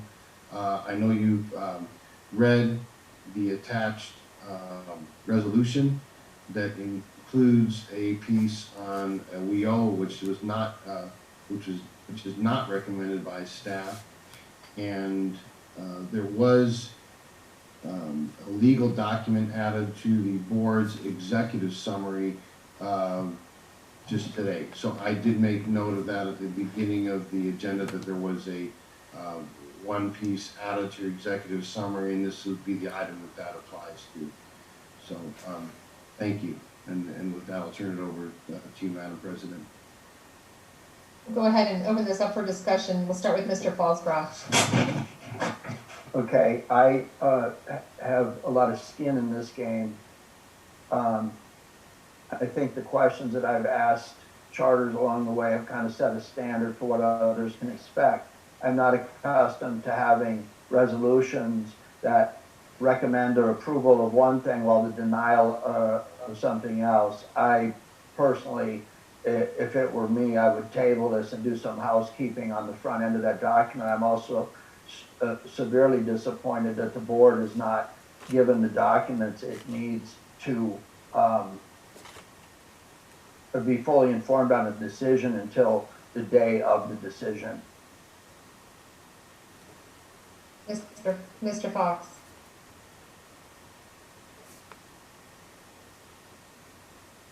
Okay, technical problem. I'm okay with it. I understand what the resolution is doing. It's addressing part of the charter as a material revision, the part that includes a new location, and I have no problem with the bifurcated approach of approving the renewal less the part that's a material revision for location. So I'll support the resolution. Mr. Wadsworth. I'm in support of the resolution as well. That's all I've said. And Mr. Jorgensen. No question. And I have thoroughly gone through the resolution, the documents, and I think I was able to get the have the understanding of what we are looking at tonight. So if I could, if there's no more further discussion, if I could call for the vote. Why don't we have the superintendent just briefly describe, did I characterize that correctly? We'll be approving everything except the material revision portion, which is the added location? You did describe it correctly in the bifurcated approach, yes. Okay, I just wanted to be sure because I didn't get a chance to read the legal document that was just posted. I'm fine, thank you. Okay. Go ahead and call for the vote. Fallsgraf, abstain. Fox, aye. Chad Wadsworth, aye. Tim Jorgensen, aye. Kelly Jensen, aye. So we have an abstain, and then we have a 4. Did I call that wrong? Is it a 4-1? Abstention. Abstention, thank you.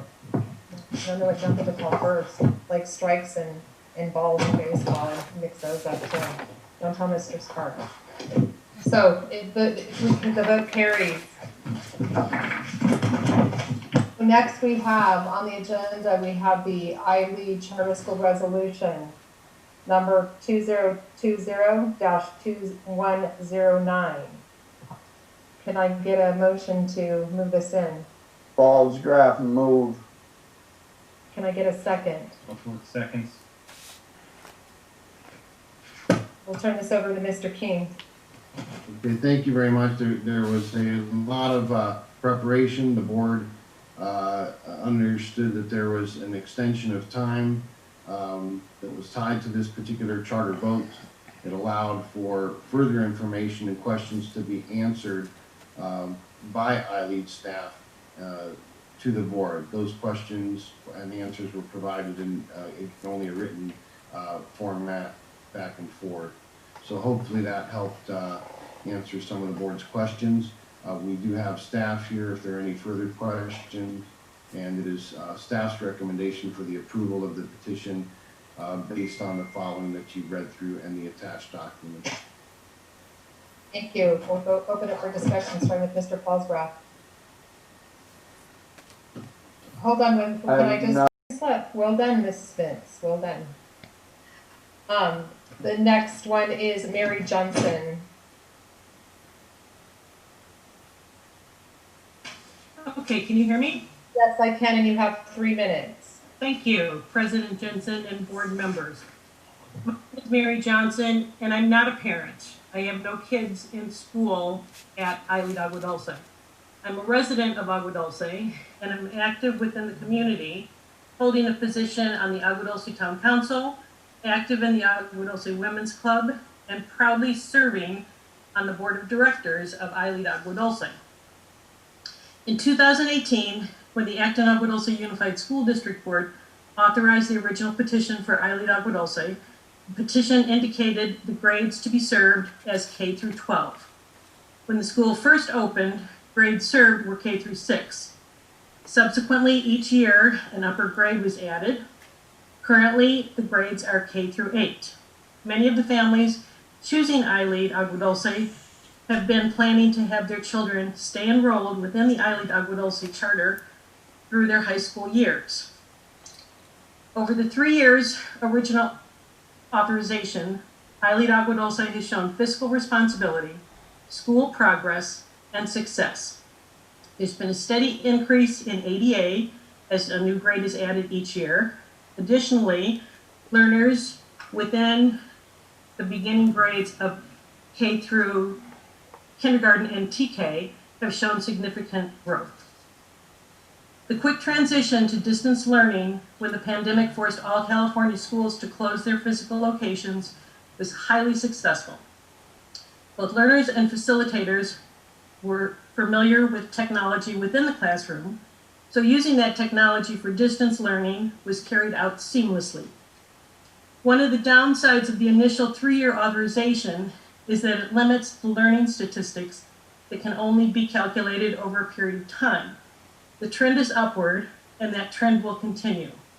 WASC accreditation assures all stakeholders that I-Lead Agua Dulce has been rigorously evaluated and meets or exceeds criteria to maintain accreditation. In 2015, when the board closed the Agua Dulce Elementary School campus, it was a sad day for those of us in Agua Dulce. As an Agua Dulce resident, having a local school within our town is key to keeping our community vibrant and growing.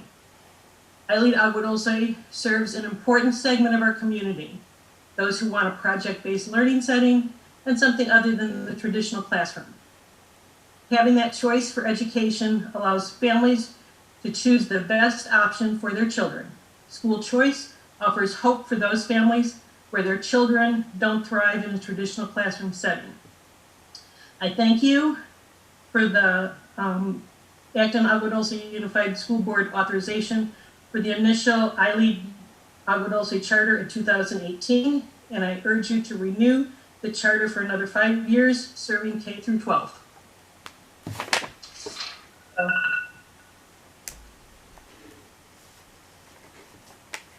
And next we have Ryan Canning.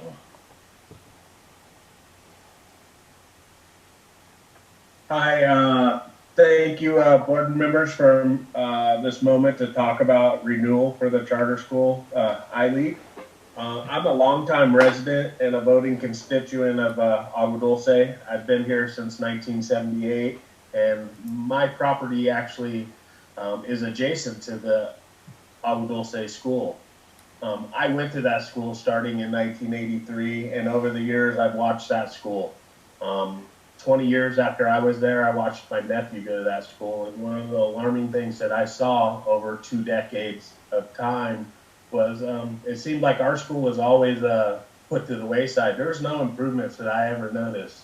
And then you fast forward another 10 years, which was 5 years ago, I now have 2 kids that go to ILEAD school, and I still live in the property right next to this school. And my kids started at the Albert Einstein School, and we had high hopes for that school and thought that, you know, wow, there's a charter school coming in here that might want to pay attention to our school finally. Most residents do want a local school here that serves our area. And, you know, I remember walking it with my wife into that school the first day my son was going to start in kindergarten, and that school was the same as it was in 1983. There's kids playing on the same toys I did in 1983. And unfortunately, Albert Einstein didn't work out, and then we got this great chance of a new charter that you guys approved in ILEAD. And we have someone in there that wants to make an improvement on our local school and wants to actually do right by a school that hasn't been done right by in 30 to 40 years, to my experience and me living next to the school.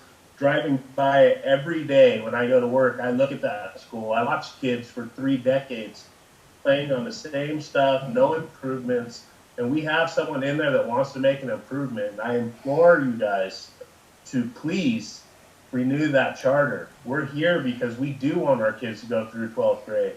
We're here because we believe in the project-based learning. I see my children learning and learning in a different way that you know, every kid learns in different ways, and ILEAD has chosen to do a project-based learning, and some of us parents have embraced that. And we implore you guys to please let our school flourish, just like the ones over on the other side of town. We would like to have a school that's vibrant and for our local needs. That's all I have to say. Thank you. Thank you. Next we have Julie Spruit. Hi, thank you. We have 3 minutes. Do I want? Oh, okay. I am a parent that has 2 kids at the charter school. I do not live in the area, so as Stacy mentioned in her presentation, I would be a parent pulling both my kids out and finding a different location. I drive my kids every Monday through Friday to the ILEAD Agua Dulce area, so I am not a community member there.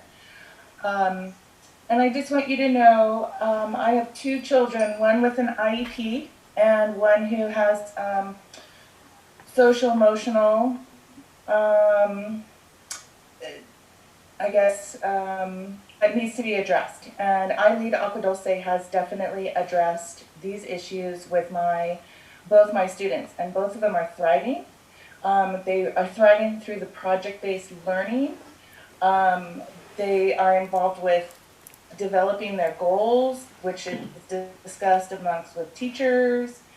They've been a part of the community. We've now been a part of the community. We started a garden and was part of different businesses within the community, and that was really great. And both my kids got to see that and had an opportunity to be involved with that.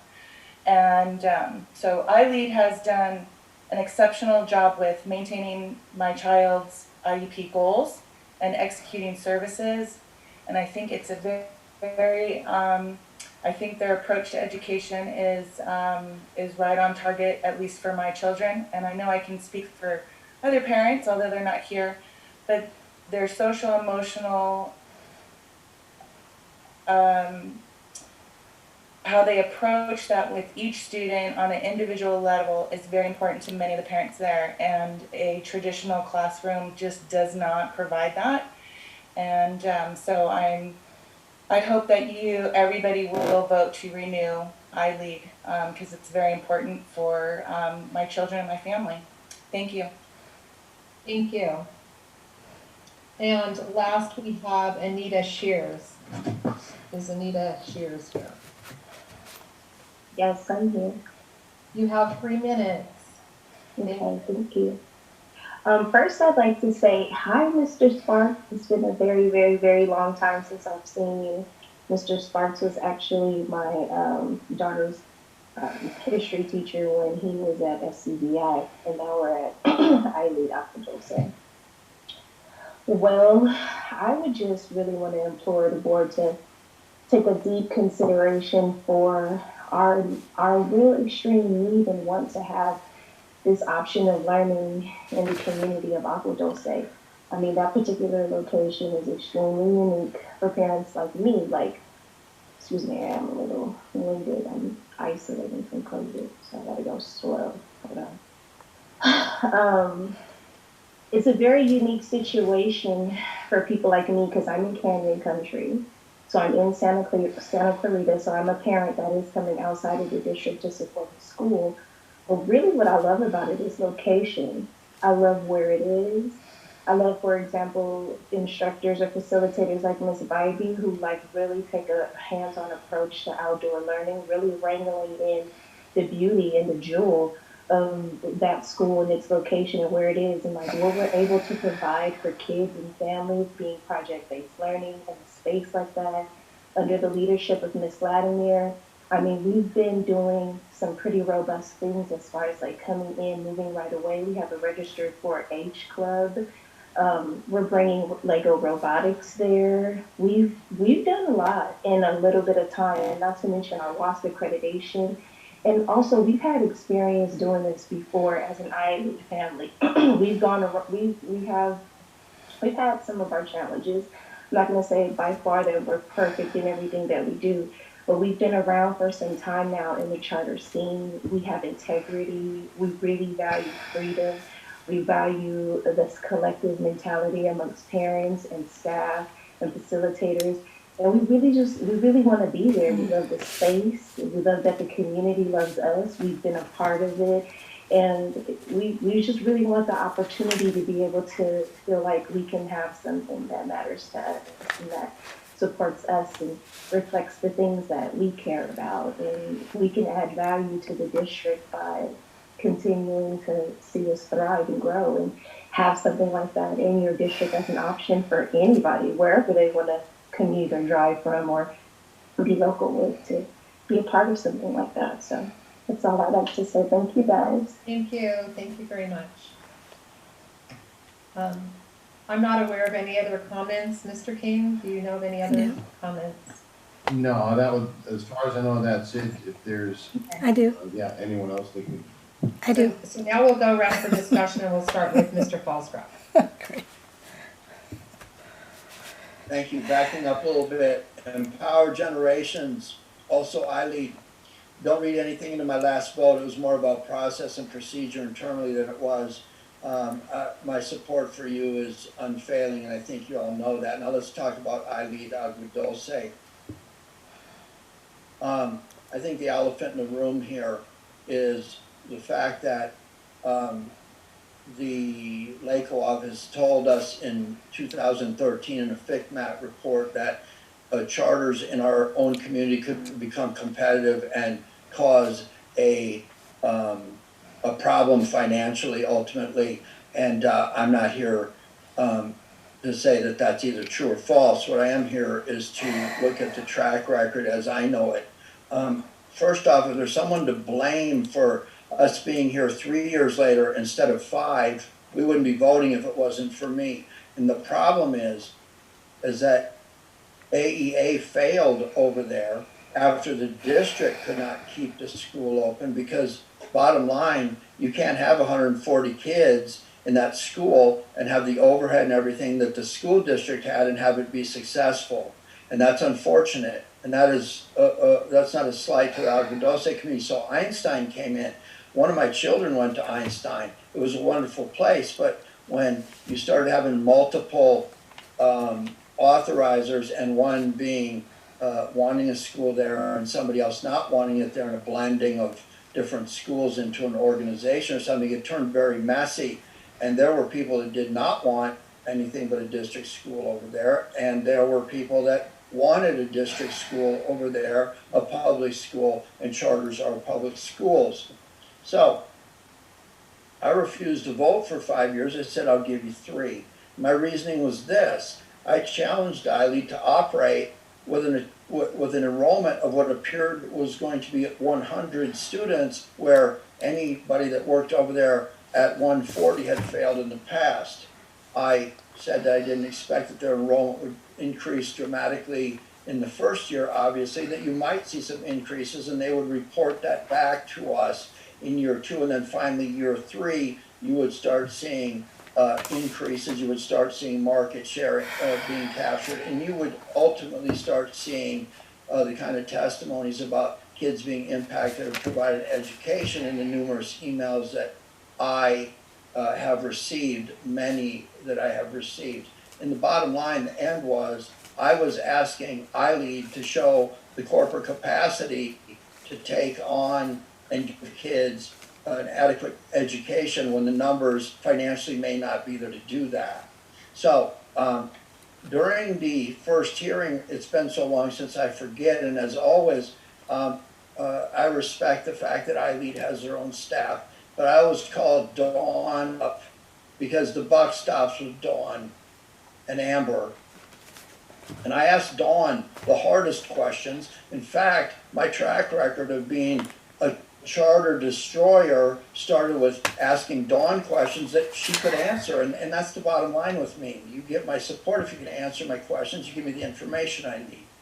So I asked Dawn some very difficult questions, including some where others have ended up in jail over things, and asked Dawn, some of them accusatory: are you legal? What are your ethical standards? What are you doing? And I got answers. I know what the original petition said about expanding.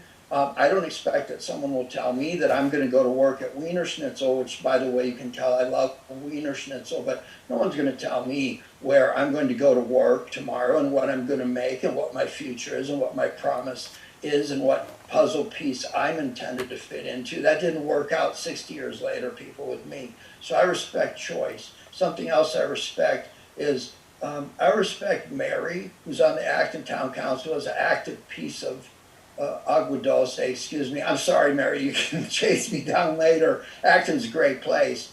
You should move over here. But your work on the Agua Dulce Town Council is very important, and your work on that board, you're quiet but effective. And Julie Sprout, it's been a long time since I've seen you. I met you years ago at the Antelope Valley SALPA CAC committee, where you served as a president for many years. And your opinion and your ability to tell me that kids that have a very difficult time, and you know my story, and I know yours, so I'm happy to hear from you. I put this group to a big challenge to show me corporate capacity, and you will have my support tonight. Thank you.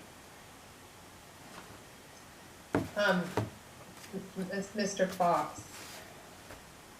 Yes, I was unmuting. Madam President, I just want to understand how things work. Before I make any sort of motions, possibly to table, possibly to bifurcate this resolution as well, I'd like to express my opinion and hear from the 3 board members that come after me. Will there be an opportunity to make that motion later if I don't do it now in these initial comments? Comments, and then if you have... Okay, good. I prefer to do it that way because I do want to hear what the other board members have to say.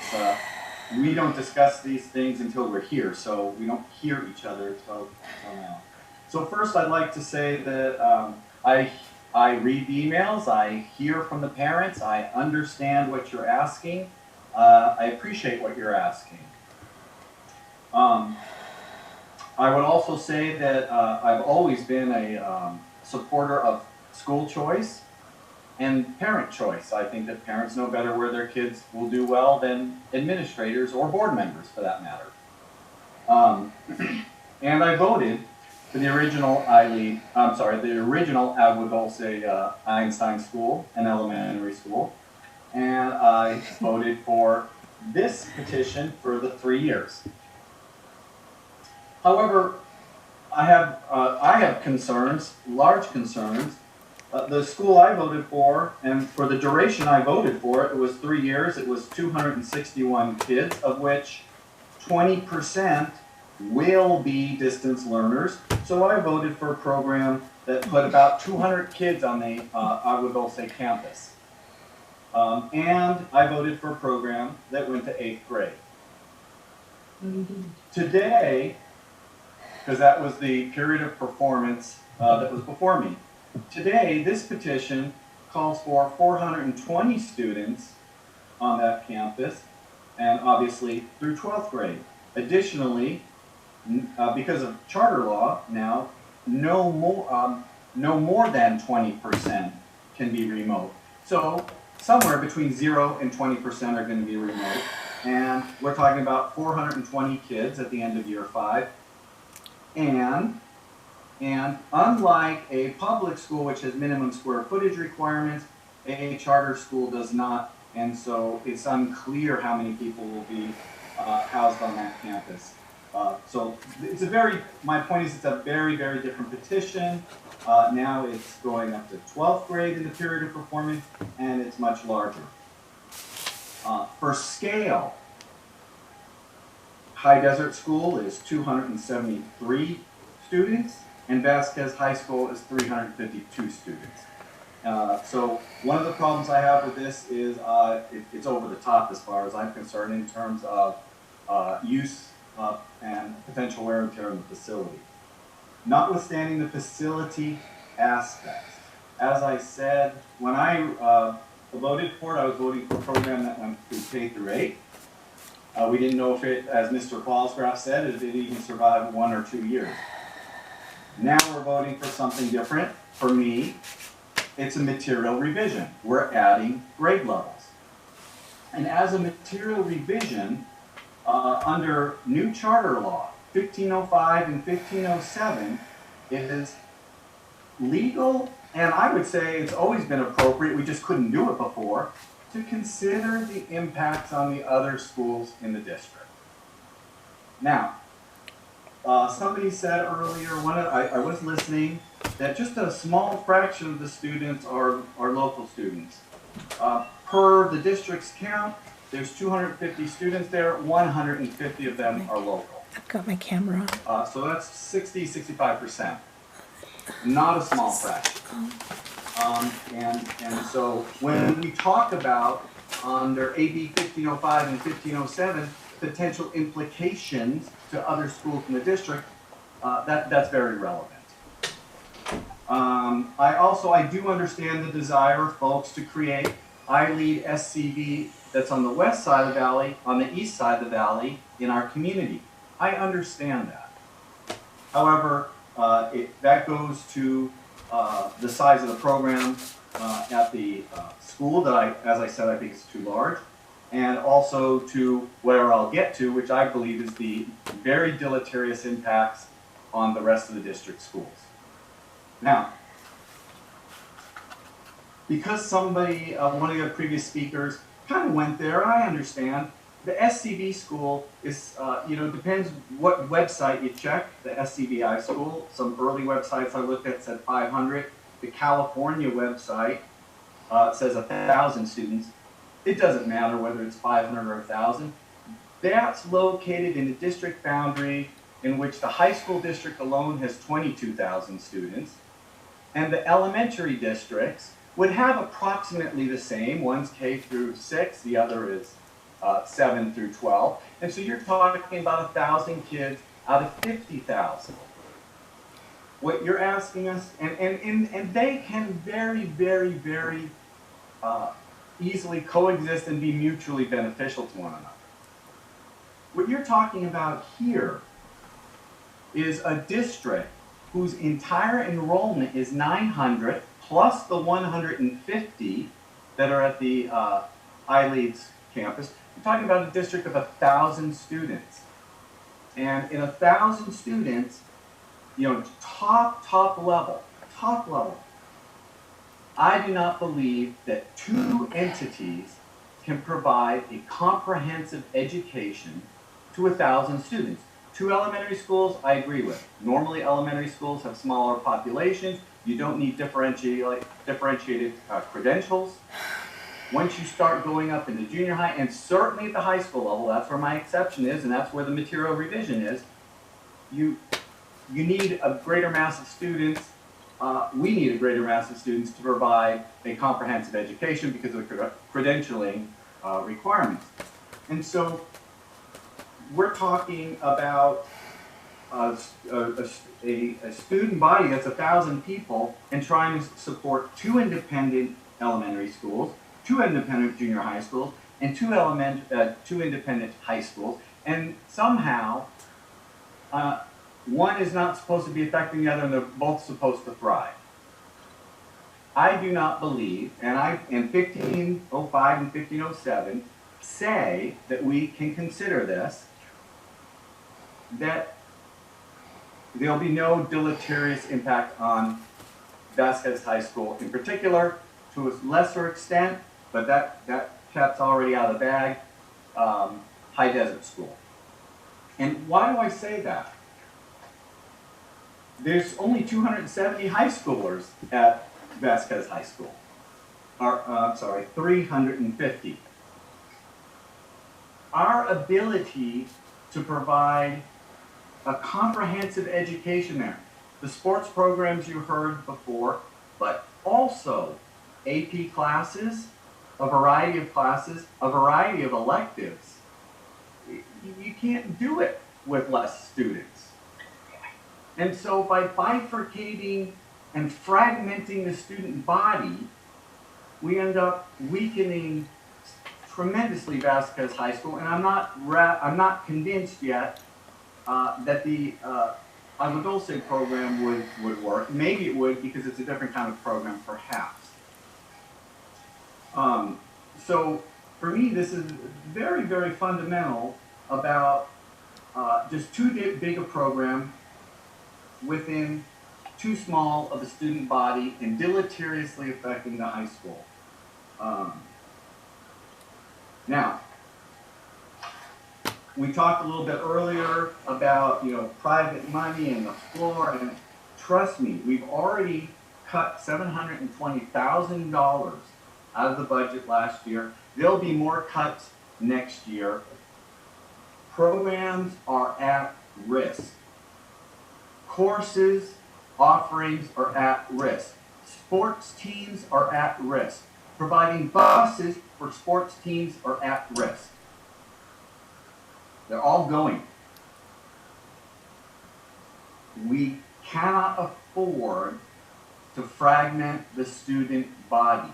I am all for giving choice if it doesn't take away choice from a constituency group that's not even here tonight. And those are the other 900 students and their parents, especially the ones at the high school, who will be negatively impacted because of the fragmentation of the student body. They're not here. They don't know we're debating the future of that school.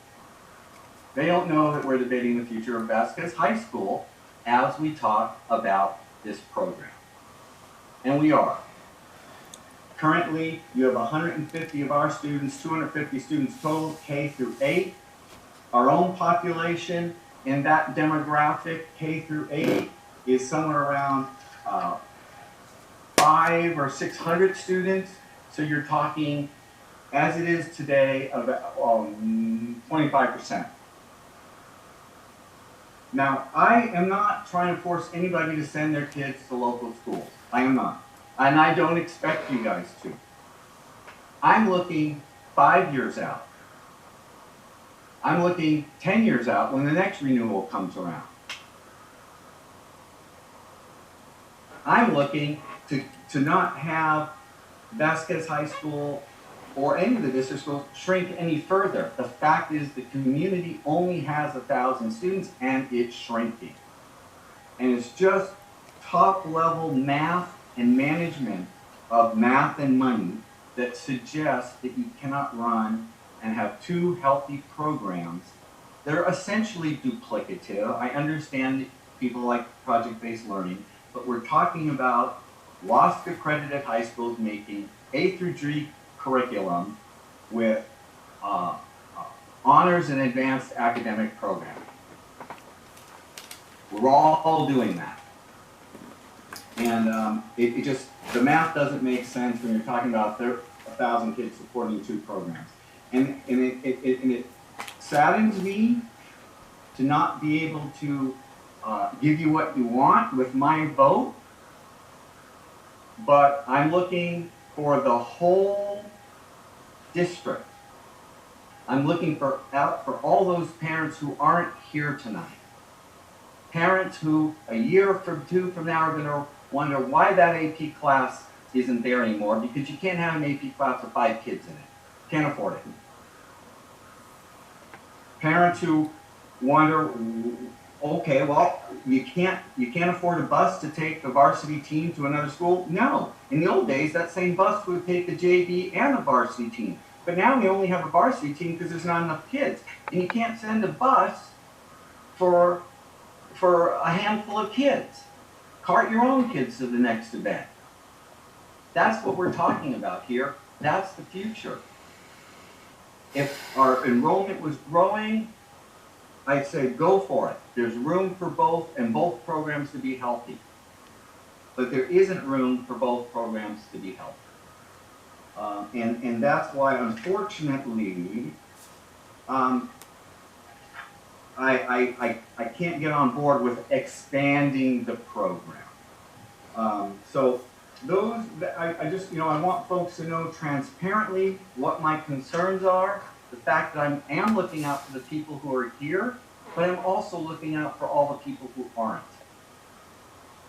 And as I said, I do want to hear from the 3 board members to my right, if we were sitting at the dais. I do want to hear from them before I make my resolution to table this and ask for bifurcated approval. I have no problem with elementary school grades there. I'll stretch to the junior high. It doesn't take as much resources, not as much differentiation at the junior high. But at the high school, it's just a killer. That's my opinion. Thank you, Mr. President. Thank you. But before we continue, it's 9:39. Ending by 10. So I'm going to ask that we extend this board meeting before we let Tim. Can I get a consensus from the board? I make a motion, this is Fallsgraf, I make a motion that we extend the board meeting to 11 p.m. Tim Jorgensen, second. Thank you. We'll get a call for the vote very quickly. Ken, it starts with you. Fallsgraf, aye. Fox, aye. Ed Wadsworth, aye. Tim Jorgensen, aye. Kelly Jensen, aye.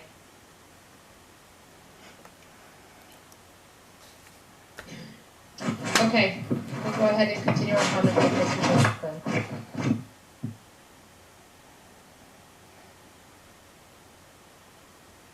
Chad's turn to speak. I'm sorry, it's Chad's turn. Sorry, Chad. All right. All right. Well, that's a lot to unpack in that last comment. Look, for me personally, my kids were pulled out of public school in the 1st grade up through 7th grade. And I didn't go through a district program for homeschooling. I completely did it separate, away from everybody, because after Aadusd unified school district, and the schools within the district failed my kids. Plain and simple. We want to talk about money, we want to talk about math, we want to talk about all this. I'm curious to know what it costs for us to get definition on 1505 and 1507 to figure out what we can and we can't do. At the end of the day, what this really boils down to is some of us probably are not happy that we can't make money off the charter schools because now there's rules against it. My question is iLead fiscally solvent? How much money on a monthly basis comes out of Aconcagua Dulce's piggy bank to support iLead? It's my understanding that they're financially solvent and that Aconcagua Dulce doesn't pay a penny to run that school. In fact, iLead pays for the administrative costs, they pay for the building, they pay for the facility, they pay for the maintenance. If I'm incorrect, somebody please speak up. But that's my understanding. I believe in choice. You know, parents have a right to put their kids in a school that they feel is going to benefit their child. And not every person and not every child is going to learn at one of the 3 district schools. I'm sorry. If we want to talk about how we can improve our schools, that's a whole nother conversation because we're lacking in a lot of areas. And quite frankly, Acton used to be the school or the district that everybody came in from Palmdale, everybody came in from Santa Cruz because they wanted to be part of those 3 schools. And that's not the case anymore. People are taking their kids to Santa Clarita because they're getting more after school activities, they're getting more sports, they're getting more drama, they're getting more music, they're getting more because they're just doing a better job. Yes, they're a bigger school. My point being is if we need to downsize our district to make it fit within our budgetary constraints, then that's what we need to do. I don't think cutting out iLead, a school that's standing on their own 2 feet, that is continuing to grow, I don't think shutting them off and telling them no, they can't have their program is an option. I think parents, children have the right to go to an environment that best suits them. I don't think the high schoolers that are going to go to iLead probably would have ever gone to a Vasquez high school to begin with. I don't think that Vasquez offers what those students that would attend the iLead school, I don't think Vasquez has what they need to keep them engaged and to keep them part of that school.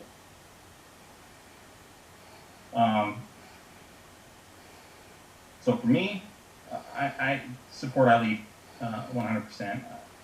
I won't ramble on, but I think if we're going to live in a glass house, we should look at ourselves before we start throwing stones at other people. And that's all I have to say.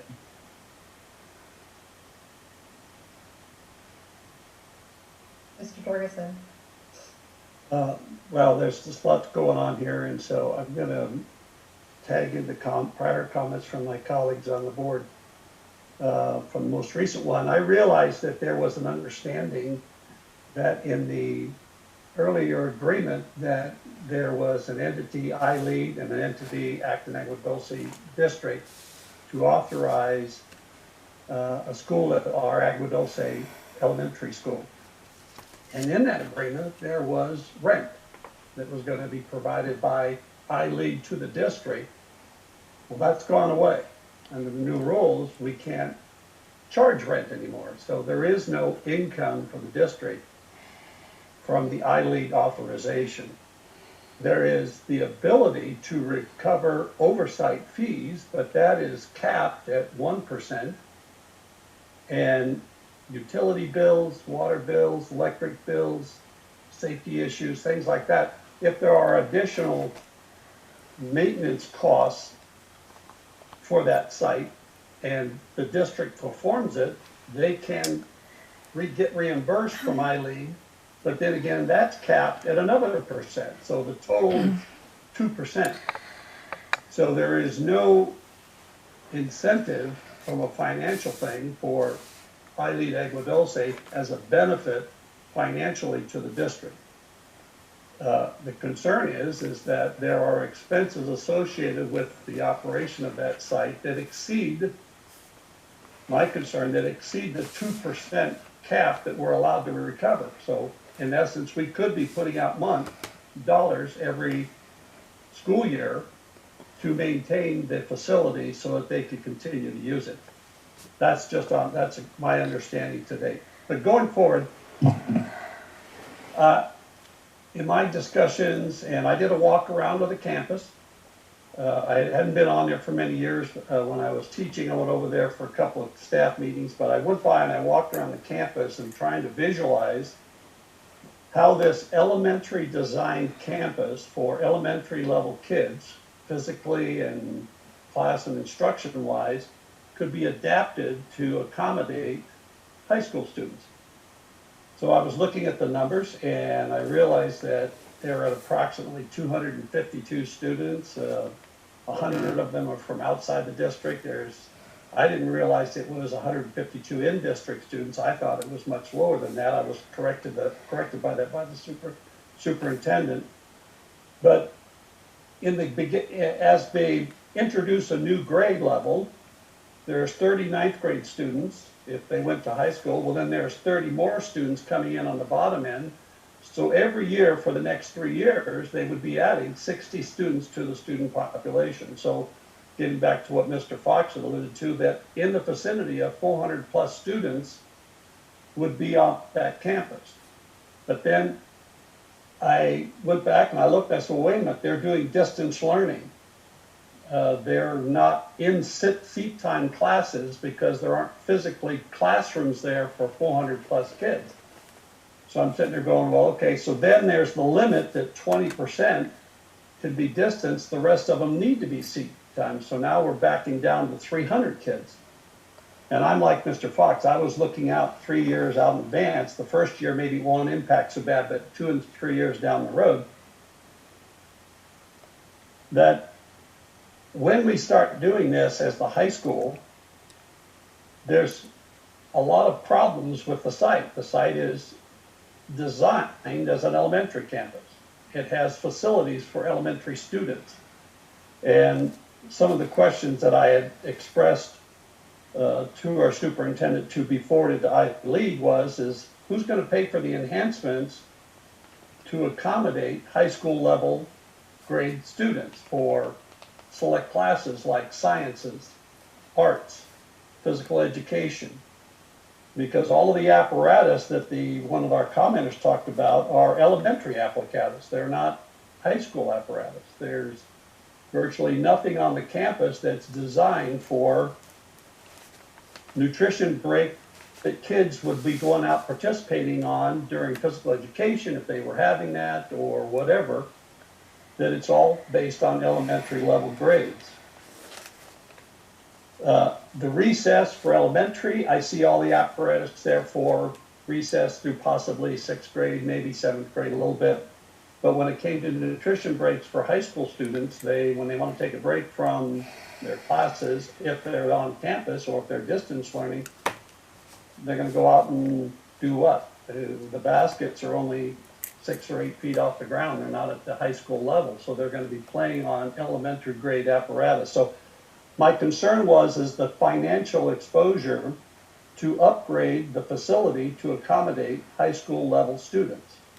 And I was assured that no, I-Lead would pay for that, and that the district doesn't have to pay for that. And I'm saying, well, okay, but they are a public charter, which means that they have to comply with any improvements just like public schools do, which engages DSA and all the inspections and all of that bureaucratic mess that public schools have been going through for a number of years. That's going to come into play. And I said, well, who's going to be paying fees and permits? And I was very concerned about that financial aspect that wasn't addressed. Then at the last meeting, they said that they indicated that they were going to have a separate entrance for high school students without elaboration. So I don't know, are they going to take one of the side roads? Are they going to bring them in down by the dirt where the buses used to come? Are they going to let them drive around the classroom that's in the main entrance part? I don't know. But separating the entrance of the high school students. But yet they say the program is where they mingle the students, the kids work together. And I understand the benefit of younger kids learning from older kids. In the classroom at the high school where I taught, I realized that the kids learned as much from their peers as they did from me, I just had to manage it and make sure they stayed on task, that we got everything done that we needed to get done. During my walk around, I looked at the campus and I realized this is, and I was confirmed on my conversation with the superintendent, that this is an open campus setting where most public high schools are closed campus for security purposes and so forth and so on. That I was wondering who's going to pay for the improvements to monitor and control access to the campus by visitors, volunteers, parents, former students, new students, and parents wanting to come in. And being in a rural setting, that's always been a concern of mine. And I looked at, and I'm thinking, separate entrance, when we have 400 kids coming here, 200 plus would be high school level, some of them probably driving themselves so their parents don't have to bring and pick them up. Who's going to be monitoring the traffic flow on that bend in the road on Agua Dulce Canyon Road, which is an exit for people going to work, and it's a return for people coming home from work from the 14 freeway and Davenport Road? The traffic patterns, has there been any outreach to the community members about traffic when the beginning of school, when there's a lot of parents dropping off their kids, and at the end of school when they're parking to wait to pick up their kids? At 400 plus students, I'm assuming that some students, high school students, might drive themselves. They won't be brought by their parents, but there's going to be a lot of cars. Where's the parking for that? There's just, the school design, the physical parameters of the building, of the facility is designed for high school, designed for public or district provided transportation. I-Lead's relying on parents. My understanding is that the parents bring their kids and pick them up. They drop them off, they stay around.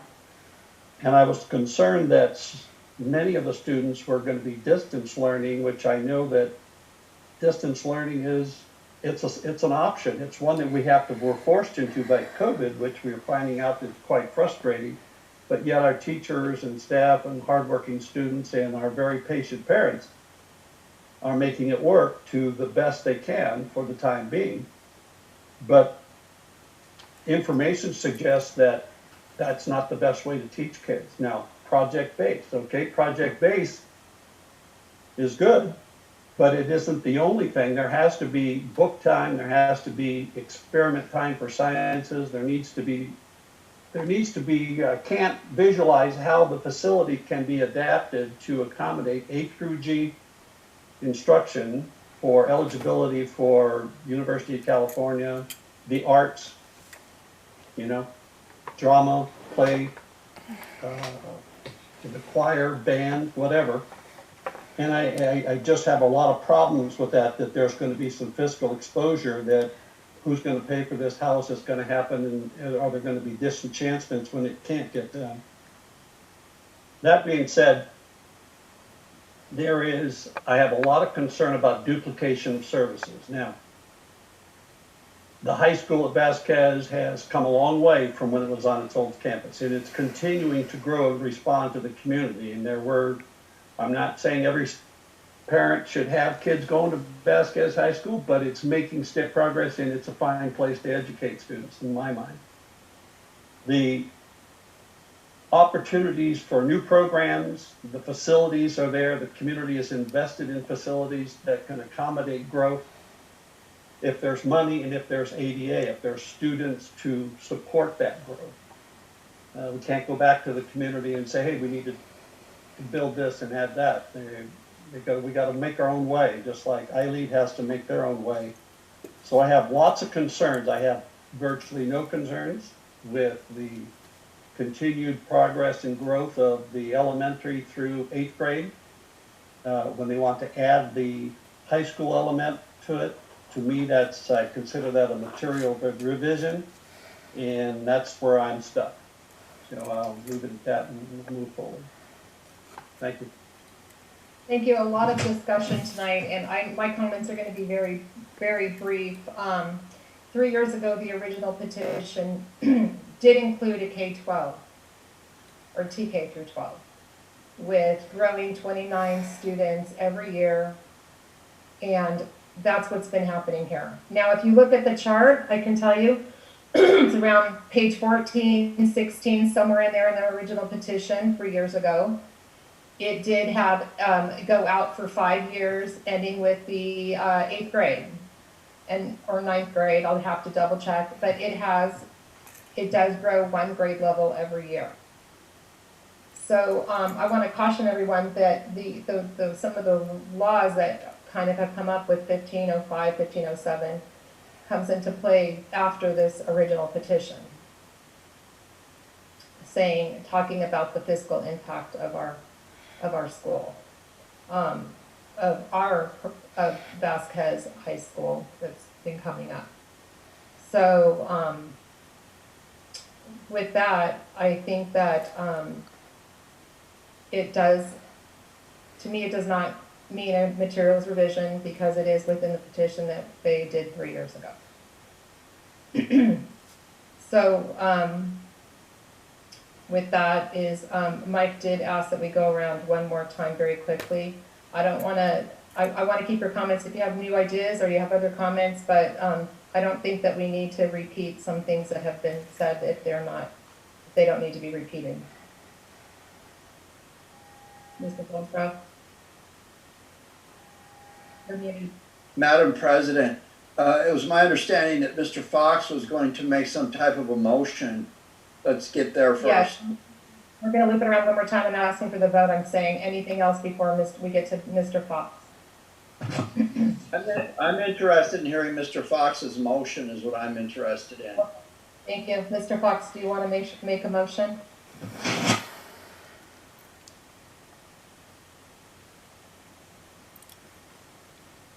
You're muted, Mr. Fox. Thank you, Madam President. Just very briefly, I want to make sure before I make my motion that it's absolutely clear if I'm not interested in shutting down the program that's there currently. My motivation has nothing at all to do with loss of money and current dollars and because fee structures may or may not have changed. It's forward-looking, which is what this charter, in my mind, material revision is. It's forward-looking. It's looking all the way out 5 years from today versus 3 years from last time. And it's that forward-looking component, as I said, and the impact to Vasquez High School that concerns me. So I'm going to go ahead and make my motion. I would make a motion that we table this and instruct staff to make findings and bifurcate the approval for retaining the approval for the K through 8 program. Identify the added grades per 1505 and 1507 as a material revision, and deny the material revision portion on the basis of duplication of services in a small fiscally constrained environment. That's my motion to table it and have staff bring it back as I described. And I'll make the motion. Is there a second? Sorry, Madam Chair, that's your job. We have a second. So we have a motion and a second to table this item, correct, Mr. Fox? That's correct. Okay. And so with that, we have a second, so we can call for the vote to table this, starting with Mr. Fallsgraf. And you may want to have discussion, Madam President. Excuse me, discussion. Thank you. Ken, do you have anything to say? Yes, I abstained over a separated out, concocted situational vote the first time on Empower Generations, and I have no intention of doing that now. Thank you. I think you hear me saying no to the motion. Mike, do you have anything to add? If not, we'll skip to Chad. No, I have nothing to add. I vote yes on my own motion. Thank you. Mr. Wadsworth. What I will add is I think that we need to realize we live in a different time when we don't live in the time where we went to high school and we went to chemistry class and biology and we tore apart little pygmy goats and had all that good time. I mean, those days are different, and there is a place for a school like Aadusd that's bringing in, say, 22 kids a year that most of them probably don't have any desire to go to band. Most of them probably don't have any desire to play sports. They're in a different realm of kids, not your typical high schoolers. You know, we have major universities teaching online.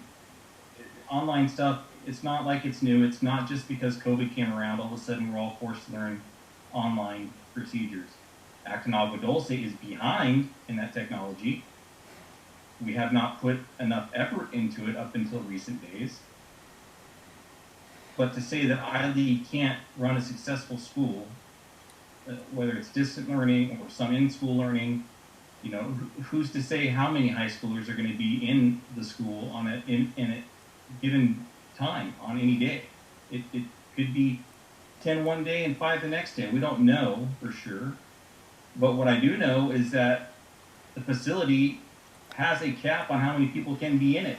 So if it gets to that cap and say it's 400 people, well, you can't put any more people in a building than the fire marshal will allow. So I think it kind of self-regulates in its own way. I do not support Mike Fox's motion. I'm a big solid no on that. That's all I have to say. Okay, thank you. Mr. Jorgensen, anything else you want to add? No. I don't support tabling this at the time. I think that it was in the original petition. Perhaps there's some valid points if the high school was not in the original petition. So I do not support tabling this. So with that, could we, do I call for the vote to approve the Aadusd Acton Agua Dulce Charter Resolution number 202-2109? Just make a, Ms. Jensen, just make a public note, a public record of the vote on the table, which, unless you want to run around again, I think it was 3-2 because they incorporated. I wanted this, for clarity, let's just run around one more time. Just, it's a yay or a nay. Mr. Fallsgraf. To clarify, this is the vote for amendment to the resolution. I am a no. Excuse me, let me clarify. This is a vote to go with the staff's recommendation to approve. No. No? No. First do the one to table. So Okay, one to table, I thought we did that. that's what they did. That's Okay. what, and then I was just saying note it for public record. Okay, thank you. Okay, Ken, to table. Again, for clarity, the idea that we would table this, my vote is no. Thank you. Mike Fox. Yes. Chad Wadsworth. No. Tim Jorgensen. Yes. Kelly Jensen, no. It's a 2 yeses and 3 noes to table this. So now I'm going to call for the vote to approve the Aadusd Charter Resolution number 202-0-210.09. Mr. Fallsgraf. Yes. Mr. Fox. No. Mr. Wadsworth. Yes. Tim Jorgensen. No. Kelly Jensen is a yes. So we have 2 noes and 1 yes to approve. So the motion carries, and Aadusd is approved. Thank you. Okay, so for the last, we do not have anything to report out from closed session this evening. And are there any future agenda items? Oops, I went out of order again, sorry. Any future agenda items? Ken? Nothing for me other than I would like to see the athletic director's report showing up on a routine basis that is deemed necessary by the administrator to keep the board informed. Thank you. Mike Fox, do you want anything on a future agenda item? Nope, thank you. Todd Wadsworth? No, nothing to add. Tim Jorgensen? Mine's still on there, career connections. Thank you. I do have one item that I would like to add for a future agenda item. I think with the conversations that we're having this evening and with new charter law, there are some new laws that have come into place this year.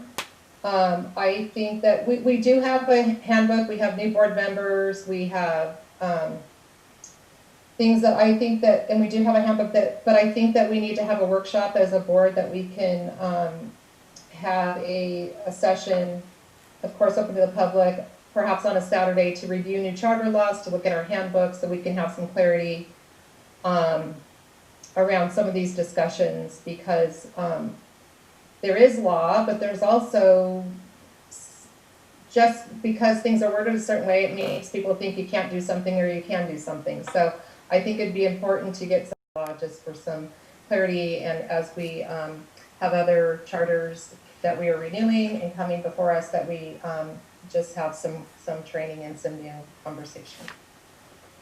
President Jensen, may I? Yes.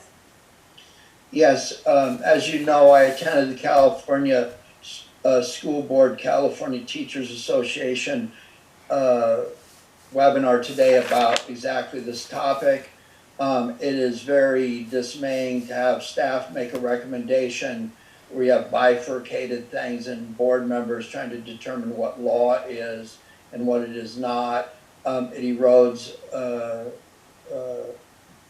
sometimes confidence in staff. So everybody's just trying to do the best job they can, and I respect and fully respect the opinions of board members, even if they're different than mine. I do understand the parameters of what the laws are as I know them, but I think this is a great suggestion by you, and I think it's much needed, and that way people that are depending on our votes can know what to expect. Thanks. Thank you. Mr. King, because it's a long evening and because, well, let's go. Anybody else have comments? I'm sorry if anyone else has anything to add. Thank you for supporting that, Ken. Is there any other discussion about that? If not, I'd like to direct Mr. King to kind of look at the calendar and send some board members some potential dates that we could have a meeting. And if so, I would like to have actually some people that know a lot about the new law probably come and speak to us and update our handbook and get some further training. Okay, so just to clarify, two things. I'll work with Yolanda. We'll look at some Saturdays, if the board's okay with that.